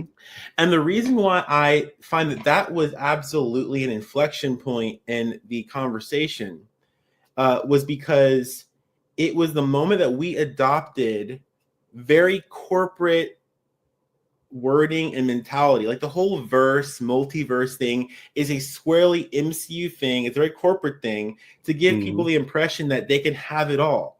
But from an artistic standpoint, you can't have it all. You can't, right? Explain that. Well, okay. So, for instance, within the more that you restrict a franchise, the more artistic it can be. The multiverse situation cannot work with a truly authentic voice behind the movie. Because let's say you want to do a series, right? Star Wars, something like that. You want to do 3 movies, and the director is arbitrary. Like, oh yeah, it's like, we need a director to direct the second movie. It's like, okay, so then who's the force behind the movie? The studio is. Okay, it's not artistic integrity has nothing to do with it. They have like general ideas. People can kind of like contribute their thing, but it's not the whole story. Like they're beholden to things beyond their control. And with Snyder's movies, his 5-movie plan that he has, if we were to get it the way that we wanted to get it, then it would be only his thing. It'd be encapsulated, and once it was over, it would allow. After it was over, it would allow for other things to happen. There's but trying to like mix the idea that his movies are simply just another part in this larger universe, I feel like was the first step to kind of try to make it more universally appealing, or at least less confrontational. When in reality, I think a very insistent artistic voice is going to be kind of confrontational. But they deserve to make their thing, in my opinion, and then it'd be over. So that's kind of my general idea. Yeah. Right. No, great. No, that's a great early breakdown here. And to kind of jump back, you was mentioning you was part of the Exiles, and long time people that's around the fandom, they remember that name. They know how active y'all were. And yeah, we were posting stuff like every day. Yeah. Because like I always say, like, I understand the timeline of the fandom, and I became active after the cut was announced, right? So I wasn't there like early on with y'all, and I'm assuming Fiona. Did y'all have any interactions with? Yes, I was in group chats with Fiona, with basically anyone who you would say would be influential in the movement, like is what early days there. And the funny thing is, so back when we were doing the Exiles thing, we kind of actually, I feel as though, I'm not trying to necessarily take credit for it, but we basically kind of branded it as a movement that was in conjunction with the Snyder's aims, what he wanted to do. So we kind of called it a movement. We kind of adopted that, and that was the terminology that was used early on in the Snyder's movement, even before the Snyder cut, like just Man of Steel, BVS, his movies that he was making, right? Yeah. And then later on, it became more of a fandom. I feel a community even, but the movement was very ideological. It was very much about the idea of letting creators have artistic integrity. I remember there was a post that Snyder Man and Vero never compromised, even in the face of Armageddon, right? That was there was a whole group of people that they would put in their little bios, Snyder Spartans. And there was all these like little different people, and they kind of embodied the ethos that like, we don't compromise, like we believe in this thing and we don't want to budge on that thing. And then later on, it became more about community and fandom, and it just became very just like Snyder Inc., like MCU, but if Snyder were doing it, like y'all kind of became more mainstream. We really did. We really did. That's what happened. And I saw that, and I'm like, okay, do I believe in this? I don't believe in this. It's not that I have a problem with people wanting Snyder's movies for reasons other than mine. It's just that like I don't consider myself whatever this is. That's not truly representational of what I feel. Right. As far as the current, and we'll kind of get to the current stuff because you raised a good point. Artistic integrity from the beginning, meaning, and I'm just going off what I'm understanding what you're saying is that if Zack's doing DC, it's only Zack doing DC. Is that what you mean by that? Well, okay, let me be even more specific. And kind of, I guess, straightforward for the sake of this point. It would be great if Snyder had unlimited, almost like not unlimited control, but like overwhelming control over his 5 movies during that point. He cleansed his hands of DC and left. Yeah. You know? Yeah. And Right we in the have middle. a 5-movie saga that represents Snyder's unique sensibilities, okay, that portray these characters in the way that he envisions without any concern that it needs to be tied into something else, that it needs to be family friendly, that it needs to be 4-quadrant or represent any kind of any sort of things that the studio feels that it needs to represent, right? That was BVS, right? Wasn't that the purest DC Zack probably could have done? With I would the Ultimate argue, Edition, of course. I would argue Man of Steel is because Okay. Nolan was there to facilitate it, and Okay. BVS didn't get the final cut until after. He didn't get final cut until Fair. after. So even that was the first time that we kind of saw the studio getting involved in a negative way. Now, the funny thing is, a controversial take I have is that I personally enjoy the theatrical cut better than I enjoy the ultimate cut, although that doesn't mean that I don't enjoy the ultimate cut, but I have That's specific that controversy right there, Mike. Go ahead. Go ahead. Yeah, Go ahead. but I think that the ultimate cut is actually better because it's more authentic to his work. But I always try to separate what I personally find to be more enjoyable for whatever reasons and what I think is a more artistic, authentic piece of work. And I do think obviously the ultimate cut is that, but I personally enjoy the theatrical cut a little more. Just a little more. Just because it's a tighter story? It's tighter. And I think a lot of the things that he extrapolates are a lot of things that he focuses on are things that you can easily extrapolate from the movie. I don't think he takes out anything that you like. For instance, I've noticed that a lot of people who after the ultimate cut came out said, "Oh, I hated the theatrical cut, but now that the ultimate cut's out, it's so much better and clearer." It's like the thing is that and a lot of Snyder fans actually kind of they support that simply because I don't think they all believe it. I think they support it because they just happen to have people on board. Like if you say you like it, I don't care if you say that like why you like, they don't care. Oh, you like it? Great. Yeah. Oh, the other one, yeah. I didn't. You get a lot of likes here. Most people didn't hate the theatrical cut. They loved it. They were just as hype as anyone else, right? I went to see it 9 times. I went to the theatrical. Exactly. So I feel like, and a lot of Snyder fans will say they think the ultimate cut's better, even though they don't hate the theatrical cut. A lot of people who are not Snyder fans will say the theatrical cut saved the movie, right? When in reality, it's like some of the stuff with like Lois Lane and some of the scenes, like for instance, like at the courthouse where it shows him helping people. It's like, yeah, this for the kind of person who has a certain vision of Snyder's Superman. Yeah, I'm sure that helped them out. I also noticed that a lot of people who had that opinion about BVS also felt that Justice League, Zack Snyder's Justice League was the best of his movies because it kind of portrayed those characters in what they consider to be the most traditional versions of the characters. And the thing is that like, no, I'm not about that. I like Snyder because of his controversy.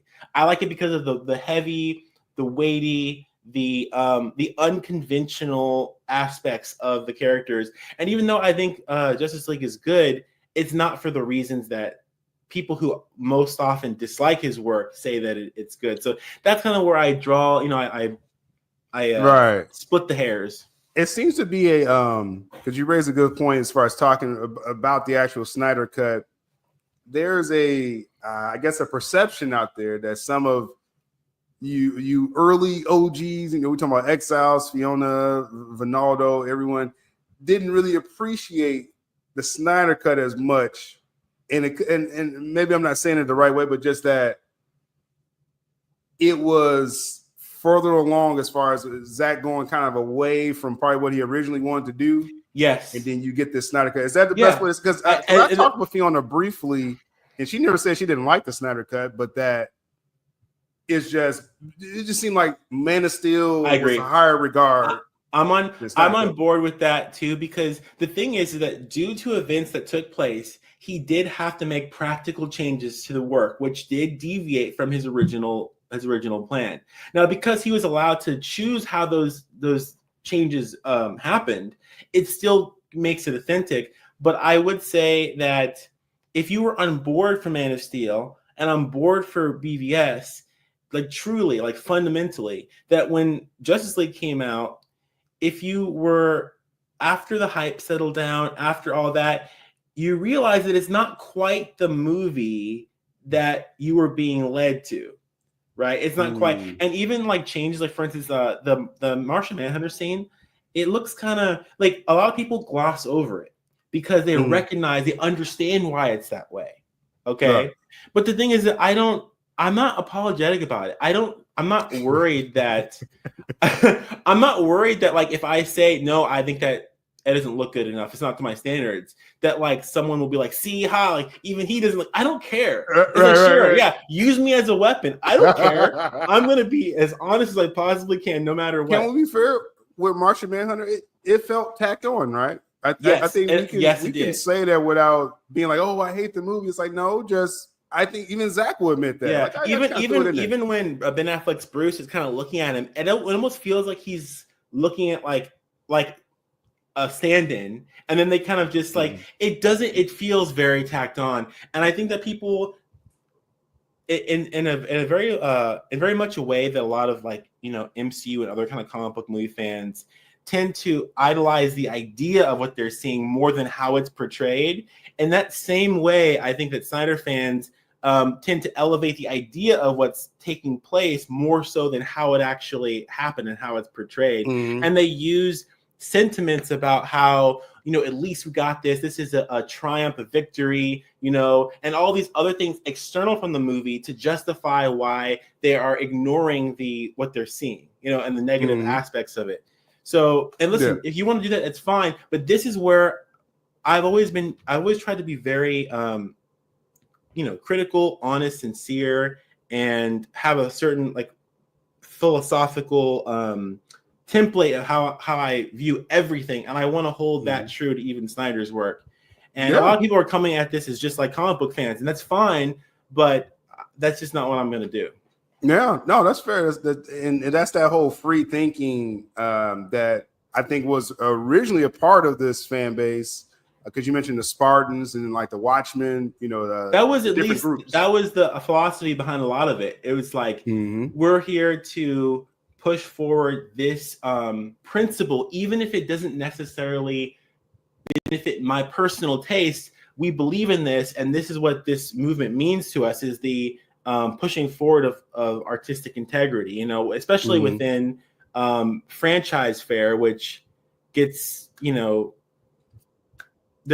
has its own problems, Right. No, for sure. So if we compare that to the current state, because you said on the offset, hey, you don't consider yourself a part of just what this fandom is right now. What's the big contrast? What's the big difference now? Do you think the current version of this fandom is not for artistic integrity? Just I won't put words in your mouth. No, I don't think they are. Yeah. Okay. Okay. So what is the aim now? Because I kind of came across this current evolution of the fandom during the Black Adam days, actually, where I was deemed controversial because my thing was you. This was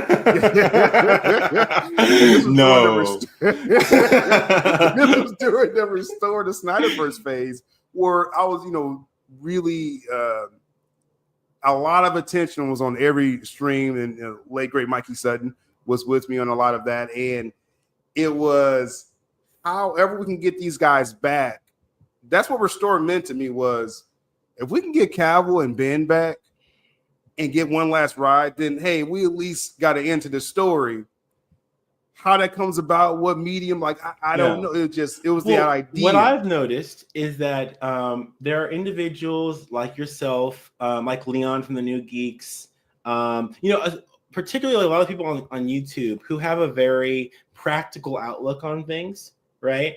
It differs from my own, but I feel like it's probably needed or it's helpful and it's valid. It's not my own personal kind of take on it. I'm much more idealistic about it, and it's kind of silly and naive, to be honest, but that's just how I am. That's your take. Yeah. So my original question was this current version of the fan. I guess what do you define? Because I feel like it was some kind of code to the fandom, and maybe at times, maybe I went against it with the Black Adam thing. It's and become other people. mainstream. Like, let me be honest. There are a lot of people. There is a lot of people who stand to gain a lot from the fandom during a particular time. And now that it's a DC, how can I put it? I don't know if they still have a lot to gain from it, but what I've noticed is that DC has become the center for a lot of opinions and a lot of rhetoric so people kind of like them planting their flag in this space people have taken off with it. They've created their own channels and The Last Jedi was a lot like that. That there was a huge boom in content creation and there's even some culture war stuff going on with that. That all kind of started from there. And I think in similar ways, but maybe a little bit less so than The Last Jedi, DC has kind of become like that. At what particular point that took place, I don't know. But so you have all this stuff going on. Some of it is sincere, some of it is authentic, and some of it feels less sincere. So, but I wouldn't say that there's any one, dominating force behind or ethos behind what's going on right now. I think that it's just kind of everyone. You have your YouTubers and podcasters, you have your journalists, you have like legit, just straight up studio shills. You have like MCU fans who are kind of just wanted to add to the chaos, or they just want to see DC movies be good movies. In other words, Marvel movies. And that's the Jeff John days, right? Where and that's where I think where all this shill activity kind of started in the fandom as well too. Of course, that's after BVS got the backlash and all that stuff, right? Of course. Today, do you feel with the fandom today? Because again, early on, like you said, it was about getting this, artistic integrity. Now, part of some of the messaging is Warner Brothers needs to fail. Do you notice that? Yes. Yes. Where did that enter in? And you know what's funny is, so a lot of people, whenever I post a critical thing about the Snyder fandom, I always get maybe 5 to 10 people in my mentions saying, no, that's not. Well, no. They're saying, no, that's not me. That's not me. Yes, you 10 people are completely legitimate, but my algorithm, right? It just constantly with people just, like one of the classic techniques is to, whenever Warner Brothers does anything poor, they're there to point it out. Of course, when they released Horizon, right, Kevin Costner's Horizon, no talk about it. In fact, a lot of people who even I respect and who I like, I won't name any names, say that they're not going to support Warner Brothers no matter what, even if it's Kevin Costner's Horizon, who he like liquidated his house. He like, he's got this guy's on the streets, not really. But to like get this movie out, right? And it's as authentic as anything could be, maybe even more personal and authentic than even Man of Steel or BVS or Justice League, because he completely financed the movie. Like this is that embodies the original idea of artistic integrity to the T.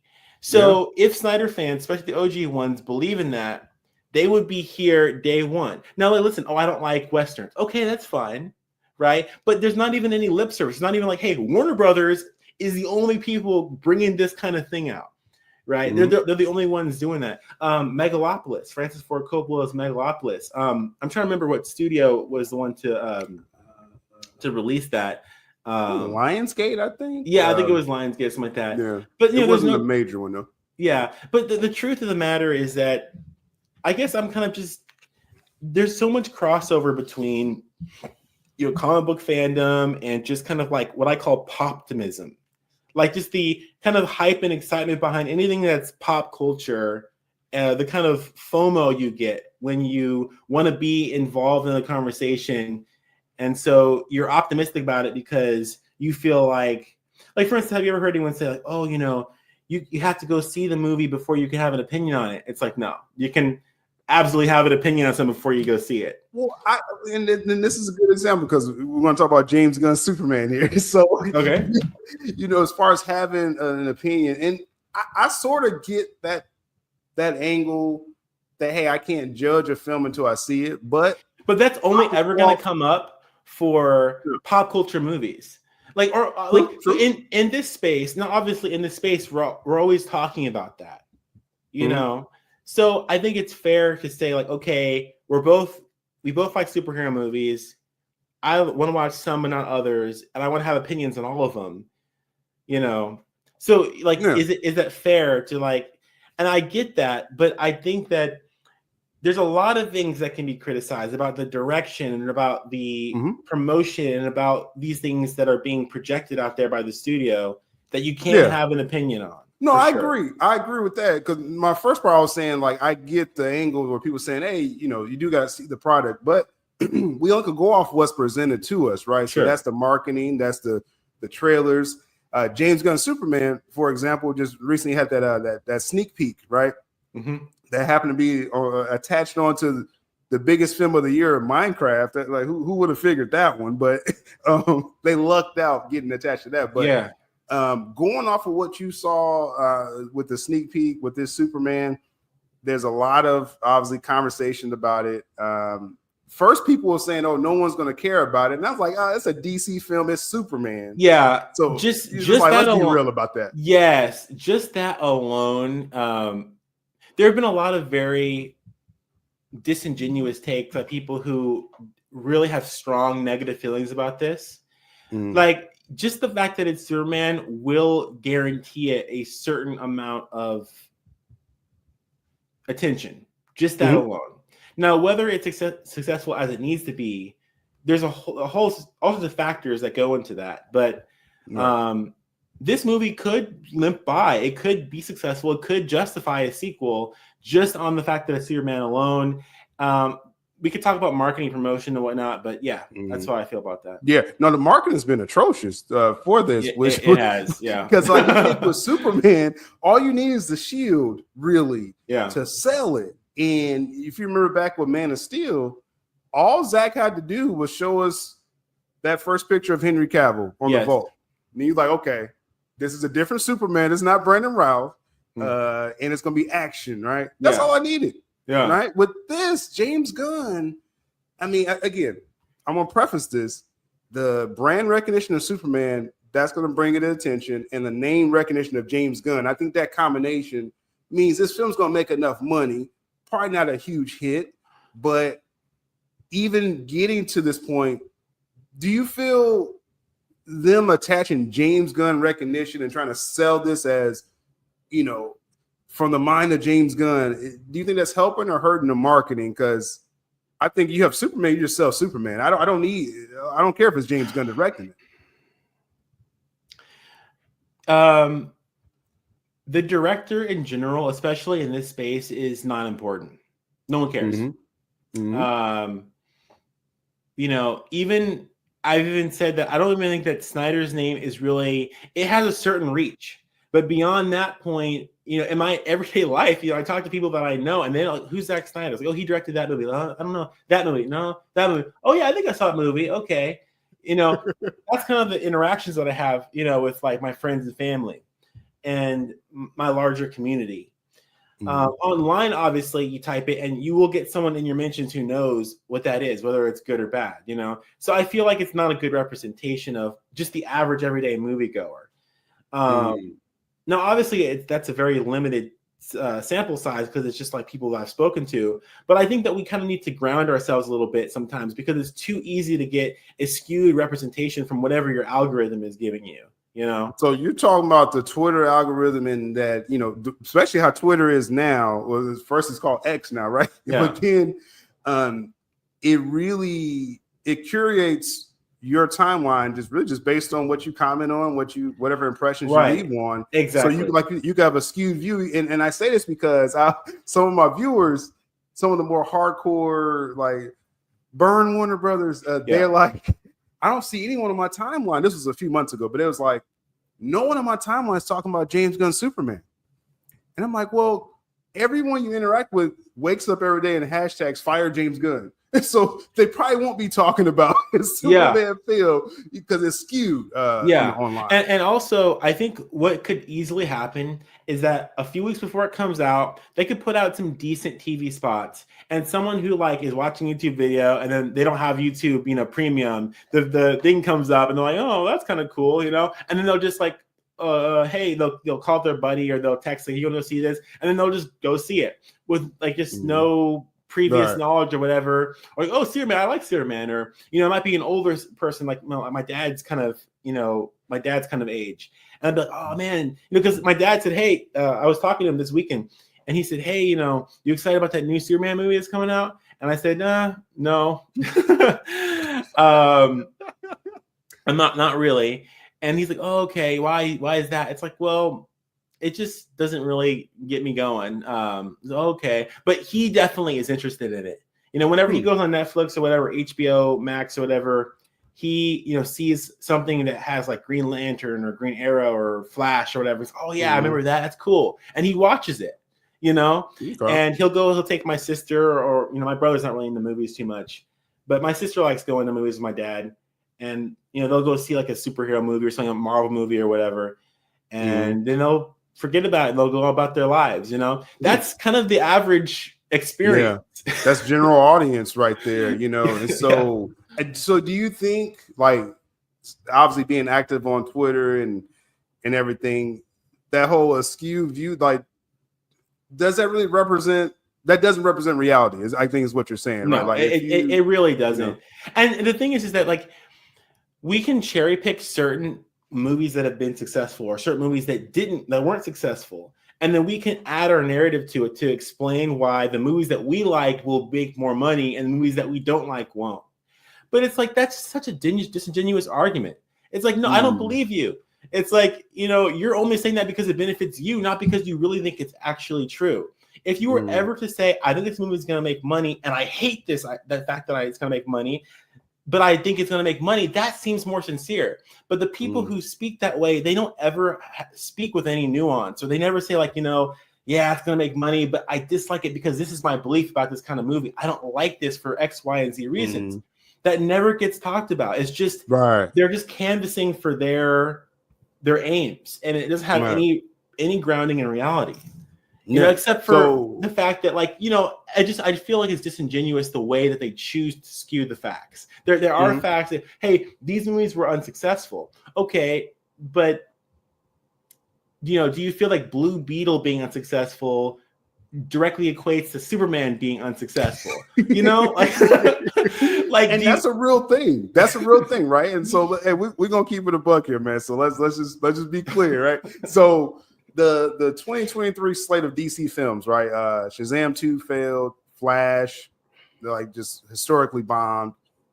Blue Beetle, Aquaman 2, they say it broke even. You know, Warner Bros., you know, they can do creative accounting and make all this up. But when a movie breaks even or even makes a little extra money, you can kind of go like the way of like BVS or Justice League, right? And say, oh, well, it found its audience and it justified a sequel, and that's a good positive thing. Or you could kind of skew a little bit negative and say, oh, well, you know, they need to do more than break even right now. And that's the same. Every comic book fandom does this to each other. You know, if they're like, you know, doing the whole Coke and Pepsi thing online and they're just fighting and doing their little thing, they'll skew things to just make it seem positive or negative depending on how they need it to be. Exactly. It's all like you said. And Aquaman, I hate it. I didn't watch Aquaman. I'm like, this is like Marvel bright, shiny, corn on the cob slop garbage. I'm not the first one. The first one. The first one. A lot of Snyder fans went to go watch that movie. That was an interesting time because that's when Momoa was saying, "Hey, release a Snyder cut," right? And that sentiment got a lot of Snyder fans on board. I don't think it's not Snyder fans that exclusively that pushed it to over a billion.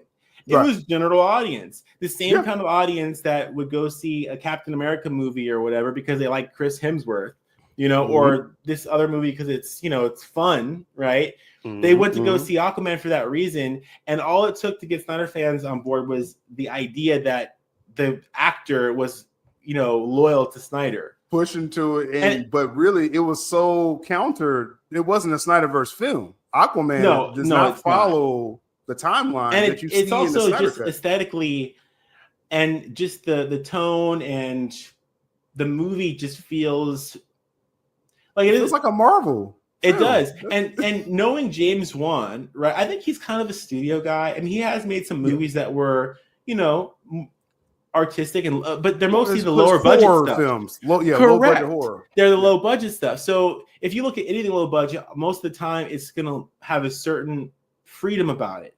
But people try to say, "Oh, James Wan, he's gonna go all out with the horror acts, like the Abyss or whatever." It's like this was all just poptimism. It was all just hype, and people were projecting on this movie. But when you look back at it, it's like no, straight up. It ain't it. This ain't it. And I never watched it. That may have delayed the Snyder cut coming out, the Aquaman, because it was so successessl and it wasn't Snyder. You see people though in graphs. You see people in graphs like, look at during Snyder's era, they added Aquaman to it, because it made so much money. Look at Snyder. This, the different eras of the. It's what fits the narrative, right? And that's the thing with the audience. I want them to know, like, I want the honest takes on all this stuff, not to skew it, because I always said I always want to be informative with the videos I do. Make sure the information is there, sourcing if needed, and objective. Now I could take myself out of it with James Gunn's Superman. I'm not blown away by anything I've seen, with the marketing, right? But again, the recognition of Superman, James Gunn, I think it will make money. That's almost like sacrilegious to people to admit that. No, I mean, listen, I feel deep regret that movies that have made a lot of money have made a lot of money. We went through over a decade of highly successful Marvel movies that I hate. Okay. And yet we somehow believe that a DC movie not fitting what we like, means failure for the movie, like financially. It's like, no, it's like if DC actually did. And the funny thing is that, like, I see a lot of fans who are very much in the screw Warner Brothers camp, right? Like, no matter what, they will go watch Fantastic Four out of spite. They will go watch Thunderbolts out of spite. And it's like, okay, so you realize that Warner Brothers is a lot of their problems stem from trying to follow Disney's ethos, right? But Disney is Disney. It's like, okay, you have like the followers of Satan, and then you have Satan himself. That's a bit extreme there, but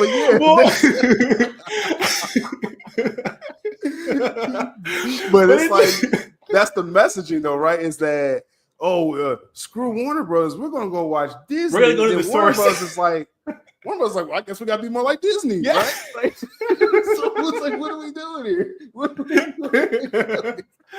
It's like stand for something, or you'll fall for anything. Those Snyder fans say that as well, but then they go to Marvel because out of a very relativist view, it's like right now all I need to do is just to poo-poo on Warner Brothers. So I will literally go to the underlying cultural cause for why all of this has transpired. And honestly, at the very bottom of all this, I think that there is some kind of I'm not going to say like a conspiracy, but there's some kind of leaning or push to get these franchises consolidated. You know, I really do think that that's the case. All this this cross pollination, I don't think is very it's not arbitrary. And you know, like Feige being on the set and all this that's been happening, it's there's something there that we're gonna find out about probably after it's too late. Yeah, and you're talking about the inevitable Marvel DC crossover is what people feel. This is where we're headed. And the funny thing, there's not a new concept. I wonder what Snyder fans are going to think about that. If they're going to be on board or not. Like, let's say if Henry Cavill was in it, would they be on board? I mean, maybe. I wouldn't. I'm not going to be a part of that slop. I don't know, because Black Adam is the case where Cavill's there, and they're like, no. So what did you think about that with Black Adam? That you know, obviously it was all about The Rock. We understand, sure, Rock's world, $7 Productions, but they was trying to shoehorn in Cavill, saying like, hey, you know, we got this Superman there. Obviously, it wasn't successful. But what was your thoughts on it? Did you feel like that was, you know, a compromised Superman, or like what? Because I think that's the last time we talked before Black Adam came out. So what was your reaction to all that? I didn't have strong opinions about Black Adam. What I will say is that I don't have a problem watching something that's kind of sloppish. You know, I don't have a problem that's watching something like I watched Sonic 3 and I enjoyed it a lot, you know? So I'm not like this just unwavering, like, you know, highfalutin kind of, that's not necessarily the case. But so like Black Adam, I feel like there's a universe where I watched Black Adam and I was disappointed, but I went with some friends and it was like, okay, whatever, you know? The Cavill aspect though. The whole Cavill aspect. Any impression with you on that? You know, I watched here. I'm sorry I have to go off on a tangent, but this is kind of just the way that I have to kind of express it. I watched Venom 3, okay? And with Sony, they've been like very much trying to appeal to the Marvel fan lately, and like, you know, expansive universe, and you know, here's, you know, there's a chance you could see Tom Holland here or Vulture or whatever. And I watched Venom 3 and I disliked it, but there were reasons why I disliked it that didn't have to do with the whole comic book crossover cameo thing, right? So I feel in very much the same way with Black Adam, I just don't really feel that strongly about it. You know, if I went to go watch that movie and I saw them add Cavill to the movie, with the knowledge that I have going into it, I'd be like, this is nothing that I really feel good about is going to come from this, but the movie kind of stunk anyway, you know, or something like that. You know, I didn't see the movie, but that's kind of it's not a very strong opinion. I apologize. Right. No, it's fine. No, it's fine. Because maybe, I mean, it didn't do its job. The film didn't at all, trying to get Cavill fan, because, you know, there's different factions of this fandom, and I saw it full blown, you know, going through the Black Adam and the Flash situation, where there are, you know, straight up, you know, Zack Snyder fans, where kind of the spirit of what the Exiles and those before, where they're like, hey, 5-part arc or nothing, right? Yeah. And that's, you know, respectable. Not sure if you're gonna get 5 parts at this point, but I'm just saying, you know, we make it like, you know, we can probably get like a little tie-up film. That's what I thought we would get. But so that's one thing. And then you have people that straight up, hey, just give me the Batfleck movie and I'll be happy, or give me the Cavill Man of Steel 2 and I'll be happy. And so I saw this all splinter before me through the Black Adam thing, where a lot of like Cavill Superman fans were just like, hey, I don't even care if Zack Snyder ain't even involved. Like, I want Henry Cavill Superman. Yes, correct. There are, and I feel, there's so many different kinds of Snyder fans. I talked about this with some people during I believe it was a Twitter space, and I've talked about it in general on Twitter.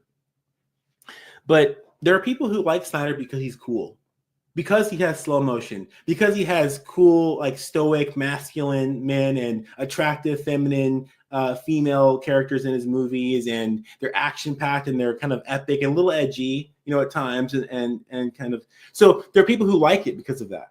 There are people who like it because of the philosophical, the legendary, the mythic elements of his movies, the references, the symbolisms, the artistic quality of how he makes it, right? There are people who watch all superhero movies and they just like everything, So I feel that all of these things are definitely legitimate, and they're all existing at the same time in the same place.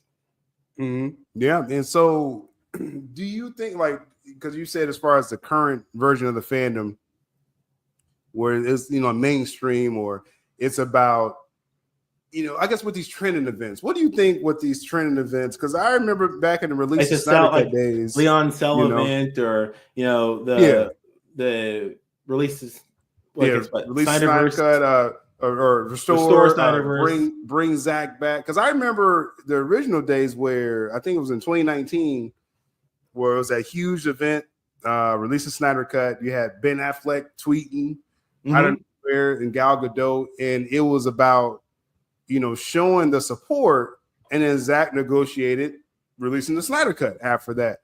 These current trend events, like you mentioned, the Cell event, which is pushing for a third party to step in, which is, hey, I mean, that's not a bad idea. Bring Zack back. They're saying, I guess, to Warner Brothers, but Gunn's starting this thing. I guess, with these trend events, do you just, I guess, what's your stance on it? Like, or is there a way that you kind of lean with it, or not at all? Yeah. I feel like early on, when there was a strong principle behind everything, I personally felt like better about it. Now I feel as though, it's not much more than a change.org petition. Like, in general, I don't think that petitions are really that useful. Now, from a standpoint of how effective I believe it's going to be, I think that the fandom is too fragmented for it to be effective. Great point. I think that that DC's reputation and their movies and their franchises are, they don't have a strong enough impression with the average everyday individual to really, be that impressionable, that helpful. I think that Twitter has become quite insular, and that the maximum reach it's probably gotten the maximum reach a long time ago. Like, I don't think most people who are involved in these events have always been involved in the events, and they're just talking to themselves at this point, Yeah. No, that's fair. That's fair, because it has to translate to something. And again, I'm all for, and I tell my audience this, I'm all for keeping Zack Snyder in the conversation. Like, I put up clips of stuff, of his movies, and the conversation, like, the philosophical approach of, like, oh, why did he, do this in this scene? I think that's very healthy to, keep his art going, and obviously support whatever, Rebel Moon. I'm not sure how you felt about the Rebel Moon rollout. The rollout was abysmal. It was terrible. It was terrible. Which also, it shouldn't. I don't feel like it should be controversial. It's just that no one wants to say anything negative. Yeah. That's the thing. It's like, and again, me, like, I'm not a stranger, I guess, to controversy, and I've been very clear that Netflix, fumbled that entire approach. The director's cut was great. I mean, the product was great, but the rollout was horrible. Terrible. It was terrible.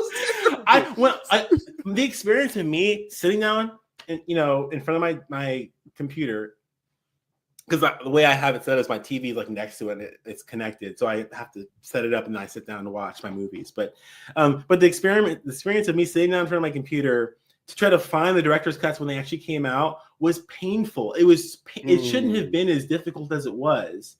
To do that. It should have been. They didn't even promote it, and people, I have disagreed to Leon's face, so I have no problem, doing it behind his back. But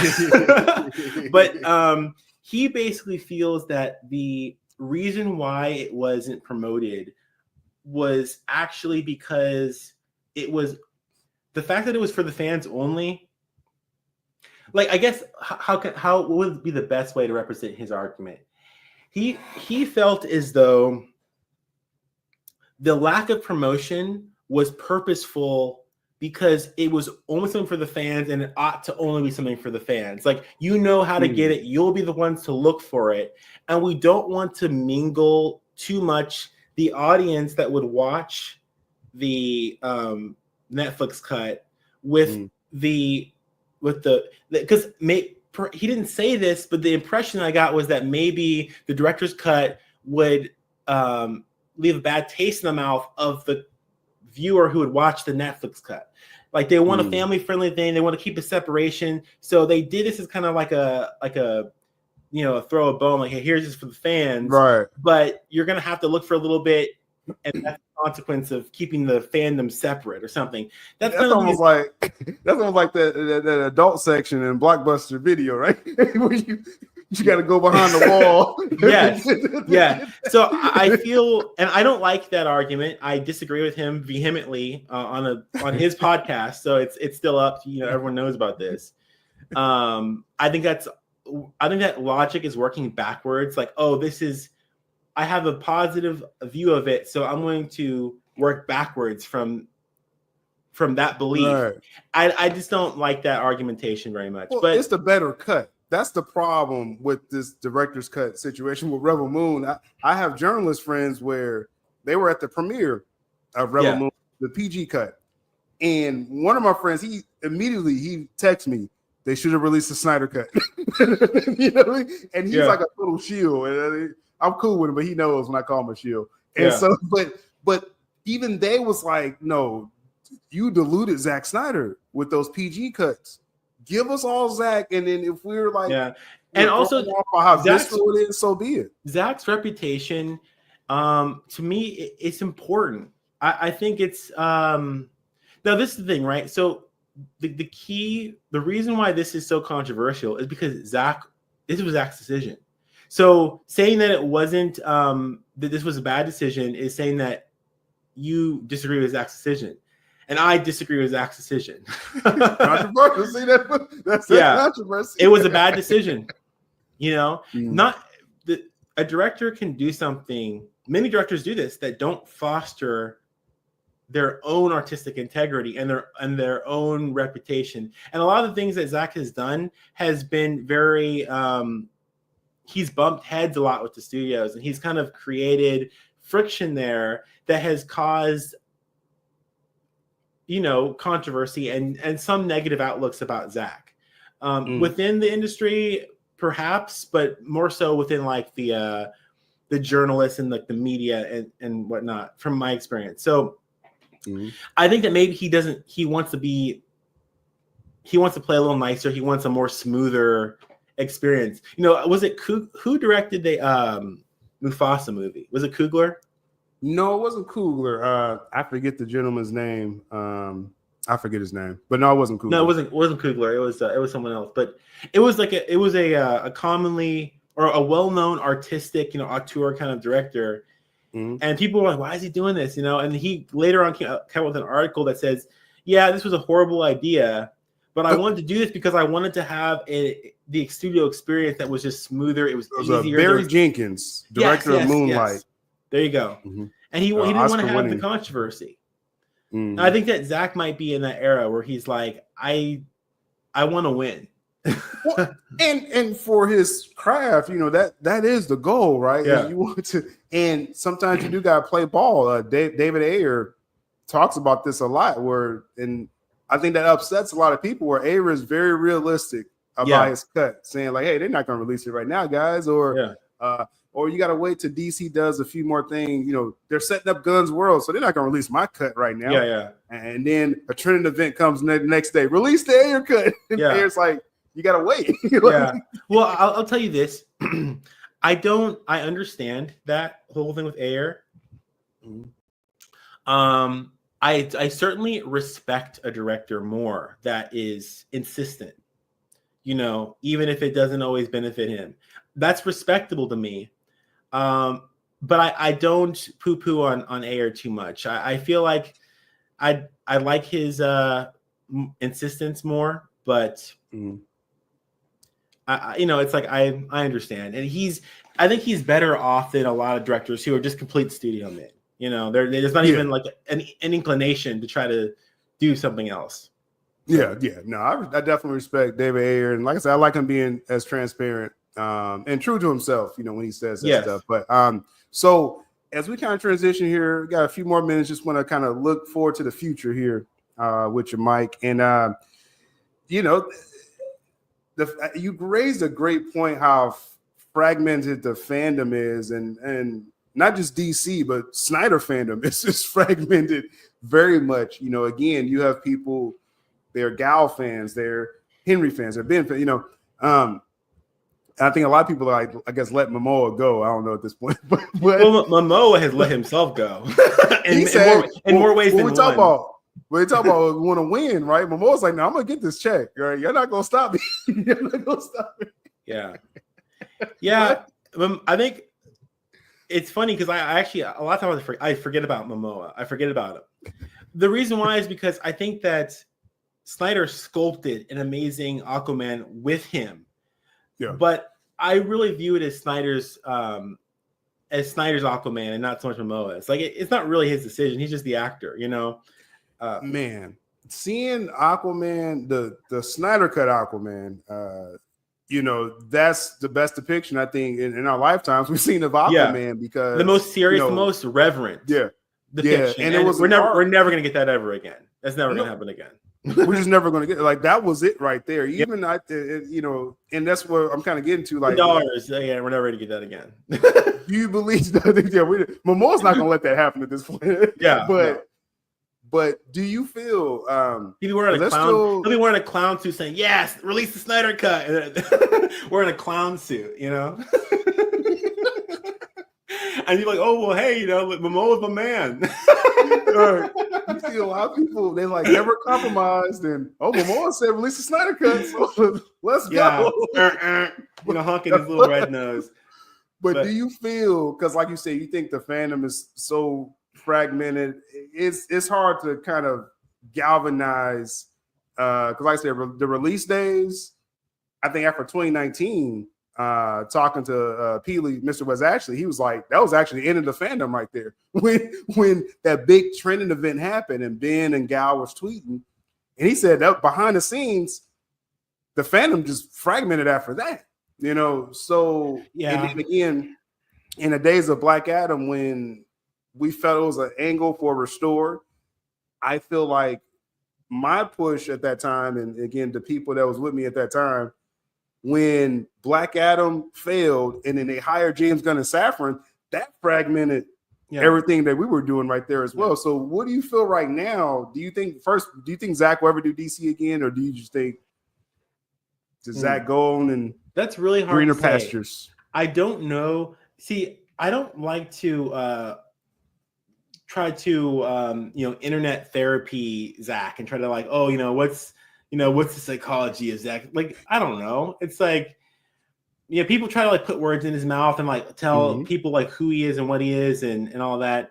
He seems like a wholesome guy, and I like him and I like his work, and that's coincidental. Like, there are a lot of people who I don't like. I don't care like for the director or who they are, and their work is great, But to kind of get back on your point, what do I feel about whether he's coming to DC? I don't know. All I can really say about that is I feel as though, if I'm in my heart of hearts, if I'm being honest, that he shouldn't, even if it means that he doesn't get to finish his work, because I think that the environment is just too toxic, and I think that he's liable to get screwed over again, and that I think that he's also more willing to compromise than he used to be when he was younger, and which would lead to a different product that I'm not sure that I would personally care for. So I'm hesitant toward it. If he did do it, I would obviously watch it. If he came back, but I think that, like, for instance, his UFC movie coming out and some other projects he has coming out, I really am interested to see him explore more of his ideas. Mm-hmm. You nail it on the head, because what I was thinking in the back of my mind, I'm like, okay, what if, and I go back to the Black Adam days, what if that caught on and people's like, Cavill's back, Ben would have been in Aquaman 2, and then you probably got one more team up. I'm not going to watch Aquaman 2. It's like, no matter what, it's like you're not going to just throw an actor in there and make me watch Aquaman 2. Fandom, I don't think the fandom would have been totally behind that. Like, just in retrospect, we had a lot of momentum at that time. Again, I'm talking just from my standpoint that, these guys are going to come back for one last ride. But I don't think everyone would have, even if Zack would have came back, did a team up, it wouldn't have been the same story. Mm-hmm. So it's almost like I said, the fractious nation of the fandom, like you just said, if Zack does DC again, you don't even know if you would like it. Yeah. I mean? The thing is that, like, so my least favorite Zack Snyder DC movie is Justice League. Zack Snyder's Justice League. But I like the movie, right? Mm-hmm. Quite a bit. So I don't see a situation where I don't like a Zack Snyder DC movie, even if it's like BVS theatrical cut, where there was some studio, meddling, but it was mostly in the thrust of, like, Zack Snyder had a lot of influence over how he cut it down or how he did this. Right. I think I watch movies all the time where they don't nearly have as much insistence and auteur kind of ethos about them as Zack Snyder's movies do, and I enjoy them. So to say that I wouldn't enjoy Zack Snyder's movie, even if it had some studio meddling in it, like BVS, or if he went in a direction that I didn't prefer, I would probably still really, really like the movie. Mm-hmm. But I think that the spark that started with Man of Steel and continued on to BVS has and waned a little bit in Justice League, in my opinion. Zack Snyder's Justice League. I hate having to qualify that. You guys know what I mean. Yeah. This audience knows. You're not saying justice. There's no other. ZSJL is the only JL. It's That's just the JL. Justice League. Yeah. We get you with that. But that's a fair thing, though. Again, just when it started off as artistic, integrity and expression, it was more about that idea. I say, was it more about that idea than even that it was Zack Snyder? That it was just, yes, you like his work, because now you have people, it's almost like they want to be adopted by Zack Snyder now. But back then, again, I guess it's just Army of the Dead. I didn't like. Yeah, I didn't like Sucker Punch. I was like, what is this? Like, what? See, I really, really like Sucker Punch a lot. Yeah. As a matter of fact, I think that Sucker Punch is kind of, I see like his mythic work, and then he has kind of like a Sucker Punch represents kind of a quirkier, stranger, more experimental kind of thing that I think kind of, I think I see some of that in Army of the Dead. I see some of that in Rebel Moon. But then like his like high budget, like very just like mythic, legendary work with DC, it represents something, especially with Terrio. BVS, and all that. So I don't know. I really like Sucker Punch, and I really hope that he kind of manifest more of that Sucker Punch energy in his future works that are not DC, but I don't know what this UFC movie, I don't know what that could be a whole other side of Snyder we haven't seen. So I'm really, really excited to see that. Yeah, I'm excited for that. And like I said, I think more and more people, as we kind of wrap this up, I think more and more people are kind of seeing again just the politics, studio politics involved with DC and things like that. Obviously, I would love for Zack to do. He mentioned doing Dark Knight, that adaptation of Dark Knight Returns and things like that. And a lot of people want his story to be complete. I like to be realistic about all this stuff, and I think when the studio said, "Hey, we're bringing James Gunn, Peter Safran in," that's what their focus is right now. Can Zack do something in the future? I feel he can, but I'm more on the board of saying, if you're going to support Zack Snyder, support what he's doing. Like the UFC film. Yes. When those Rebel Moon films came out, support what he's doing if you're a fan of him. Interested. So we're going to wrap this one up, Mike. Like I said, at times I see you pop up on social media. Do you regularly get back into doing content, or what you up to? I'm always kind of free to be like, if someone wants me on their podcast, I'm always happy to jump on. And I've been doing Twitter Spaces from time to time. I have a Substack. Let's see here. Put it in the chat here, and then I'll attach to the video. Yeah. I recently, well, not super recently, but the last thing I posted on Substack, or one of the last things, was